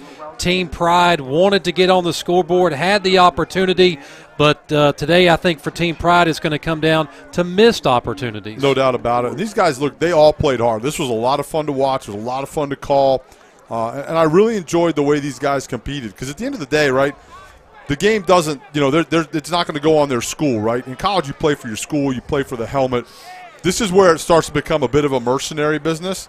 But these guys definitely got after it today that you could tell both sides wanted to win. They both played as hard as they could. And look, it's an incredible accomplishment to play college football. It's a great honor to be here playing in this bowl game. And hopefully, a handful of these guys get that shot at the next level, whether it's the NFL, the CFL, the Arena League. There's a lot of football out there. There's leagues over in Europe. There's a lot of places you can go to play if you just want to, kind of scratch that itch a little bit longer. Now I hear China's even getting into the Arena League, and big time opportunity there is you see lots of handshakes going out there for Team Pride. Anybody really jump out at you, impress you, your offense or defense? Well, I think when you look at Team Pride and you look at Larry Brim Jr., he had a great game. Frank Brown did a great job. On the other side of the ball, Garrett Oden, I was really impressed with him and the way that he played up front. I know he did have that one offsides. But, it happens. Again, as an old D-line coach, and look, at the end of the day, Dakota Bear made a couple huge plays at the end of this game, forcing that fumble to give Team Pride the opportunity to go down and maybe score again. Really physical, had a lot of fun. Enjoyed watching that guy play. And blocked a field goal. The only field goal attempt he had.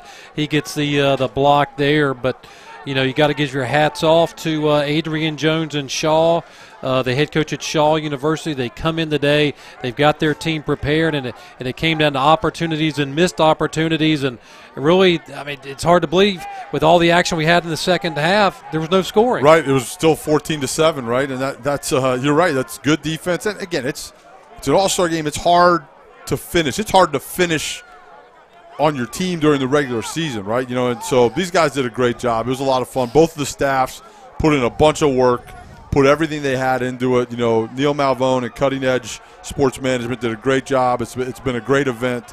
And a lot of fun, man. There's no better place to spend a weekend afternoon than on a football field. So hopefully some of these guys will get a call for maybe the Shrine Bowl that's coming up, maybe the Senior Bowl. Scouts, if you've seen something that you like, please call Eric Galco with Optimum Scouting or call Neil Malvone. These kids would come and put on a great performance for you. But their next step is getting ready for Pro Day, getting ready for the Combine, getting ready to work out now. Now it goes back to bench, 40-yard dash, the 5-10-5 shuttle. And they're going to if you get an opportunity to work out for guys, they're going to put you up on the board. They're going to ask you, see what your football IQ is. All those different things. The gambit to get in the NFL that you have to run is pretty incredible. They do an amazing job, and this is probably of picking you apart. They try and find the weaknesses, and that's really how this whole thing works. And Team Brave. All right, we've got Neil Malvone from Cutting Edge Sports Management down there right there. Tell he's not on camera a lot because he's in the opposite direction.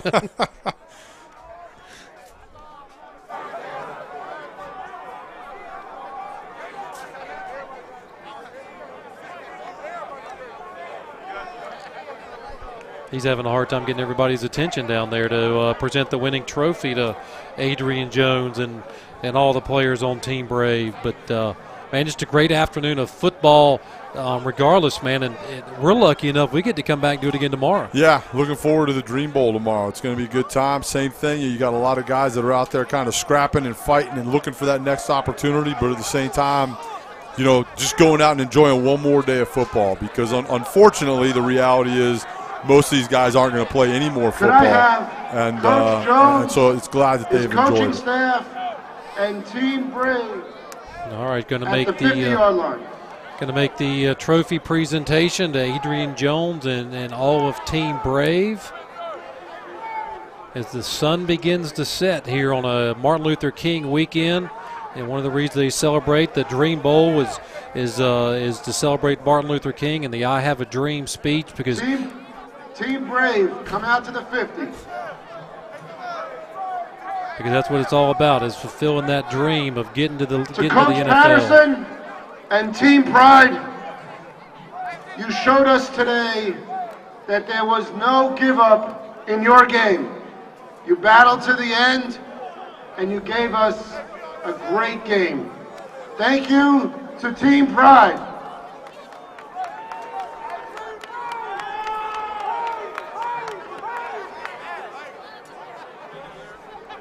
And now, I have the privilege of presenting the 2018 HBCU Spirit of America Bowl Championship Trophy to Coach Jones and Team Brave.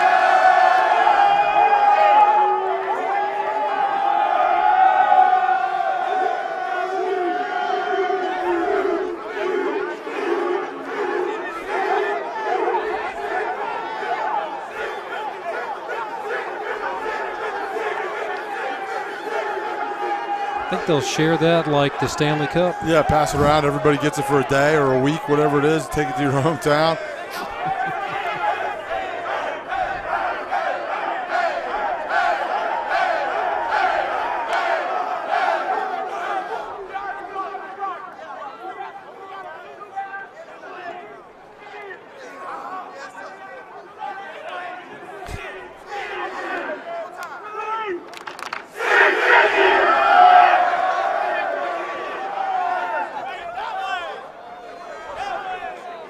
And now, for some MVP presentations, I'm joined by Keisha Kelly of Black College Experience. Offensive MVP from Team Brave and Alcorn State, DeLance Turner. Good job by the running back. No doubt. Good football player. All SWAC running back. Again, the second in the nation this year, 7.54 yards per carry. When he gets his hand on the ball, he's going to make something happen. Yeah, he definitely does. And like I said, I knew, kind of coming in out how dangerous he was when you put the ball in his hands. But I was impressed with his ability to block, in pass protection, his ability to get out of the backfield, make catches, and then when he got into space, being really, really scary to come up and try an open field tackle. I like his running style. You can say Marshawn Lynch. I call it running angry. Right. Oh, yeah. Our defensive MVP with the hit of the game from Chowan. I'll get it right. From Chowan, Dakota Bear. No surprise there. No, not at all. Dakota played a really, really good football game. I think Dakota, I think Dakota has left the building, but there he's coming up. Great kid, 6 foot, 195 pounds. I mean, you look at his stats, 131 tackles over 34 games. Very, very active. And that's what you're judged on as a linebacker, your ability to come up and make plays and make tackles. And you saw he was definitely able to lower the boom a couple times today. Did a great job on special teams. It's a good linebacker right there. And our special teams MVP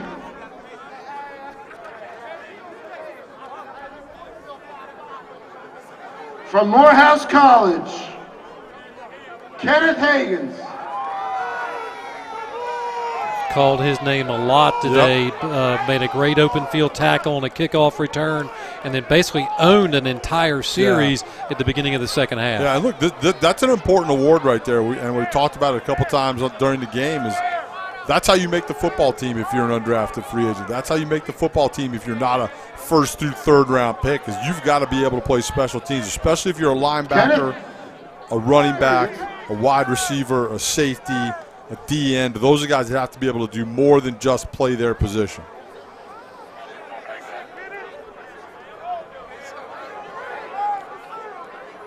Great job by everyone here today. Again, Neil Malvone with Cutting Edge Sports Management, Eric Galco with Optimum Scouting. Congratulations to all the players. Thank you to all the families, and we'll see you all again next year. All the folks here at Salem, Virginia. Again, big thanks to all of our friends at National Productions, Thaddeus, Zach, John, Kelly, all the camera operators today, man, and the opportunity to work with you, man. It's been great today. Had a blast. The crew did a great job. It was a lot of fun. Made us sound as smart as possible, I guess, and looking forward to doing it again tomorrow. All right, folks, so that's going to wrap it up here from Salem, Virginia. HBCU Spirit of America Bowl, Team Brave 14, Team Pride 7. For Brandon Noble, I'm Bill McMillan. We'll be back here on the air tomorrow at 11:55 for the 6th Annual Dream Bowl. You don't want to miss a minute of the action. Go enjoy your Sunday, folks, and we'll see you soon, sports. Good job, man. Enjoyed it, man. Nice work. That was fun. Nice work. Appreciate it. I forgot your name, Joe. I'm sorry, man. I forgot.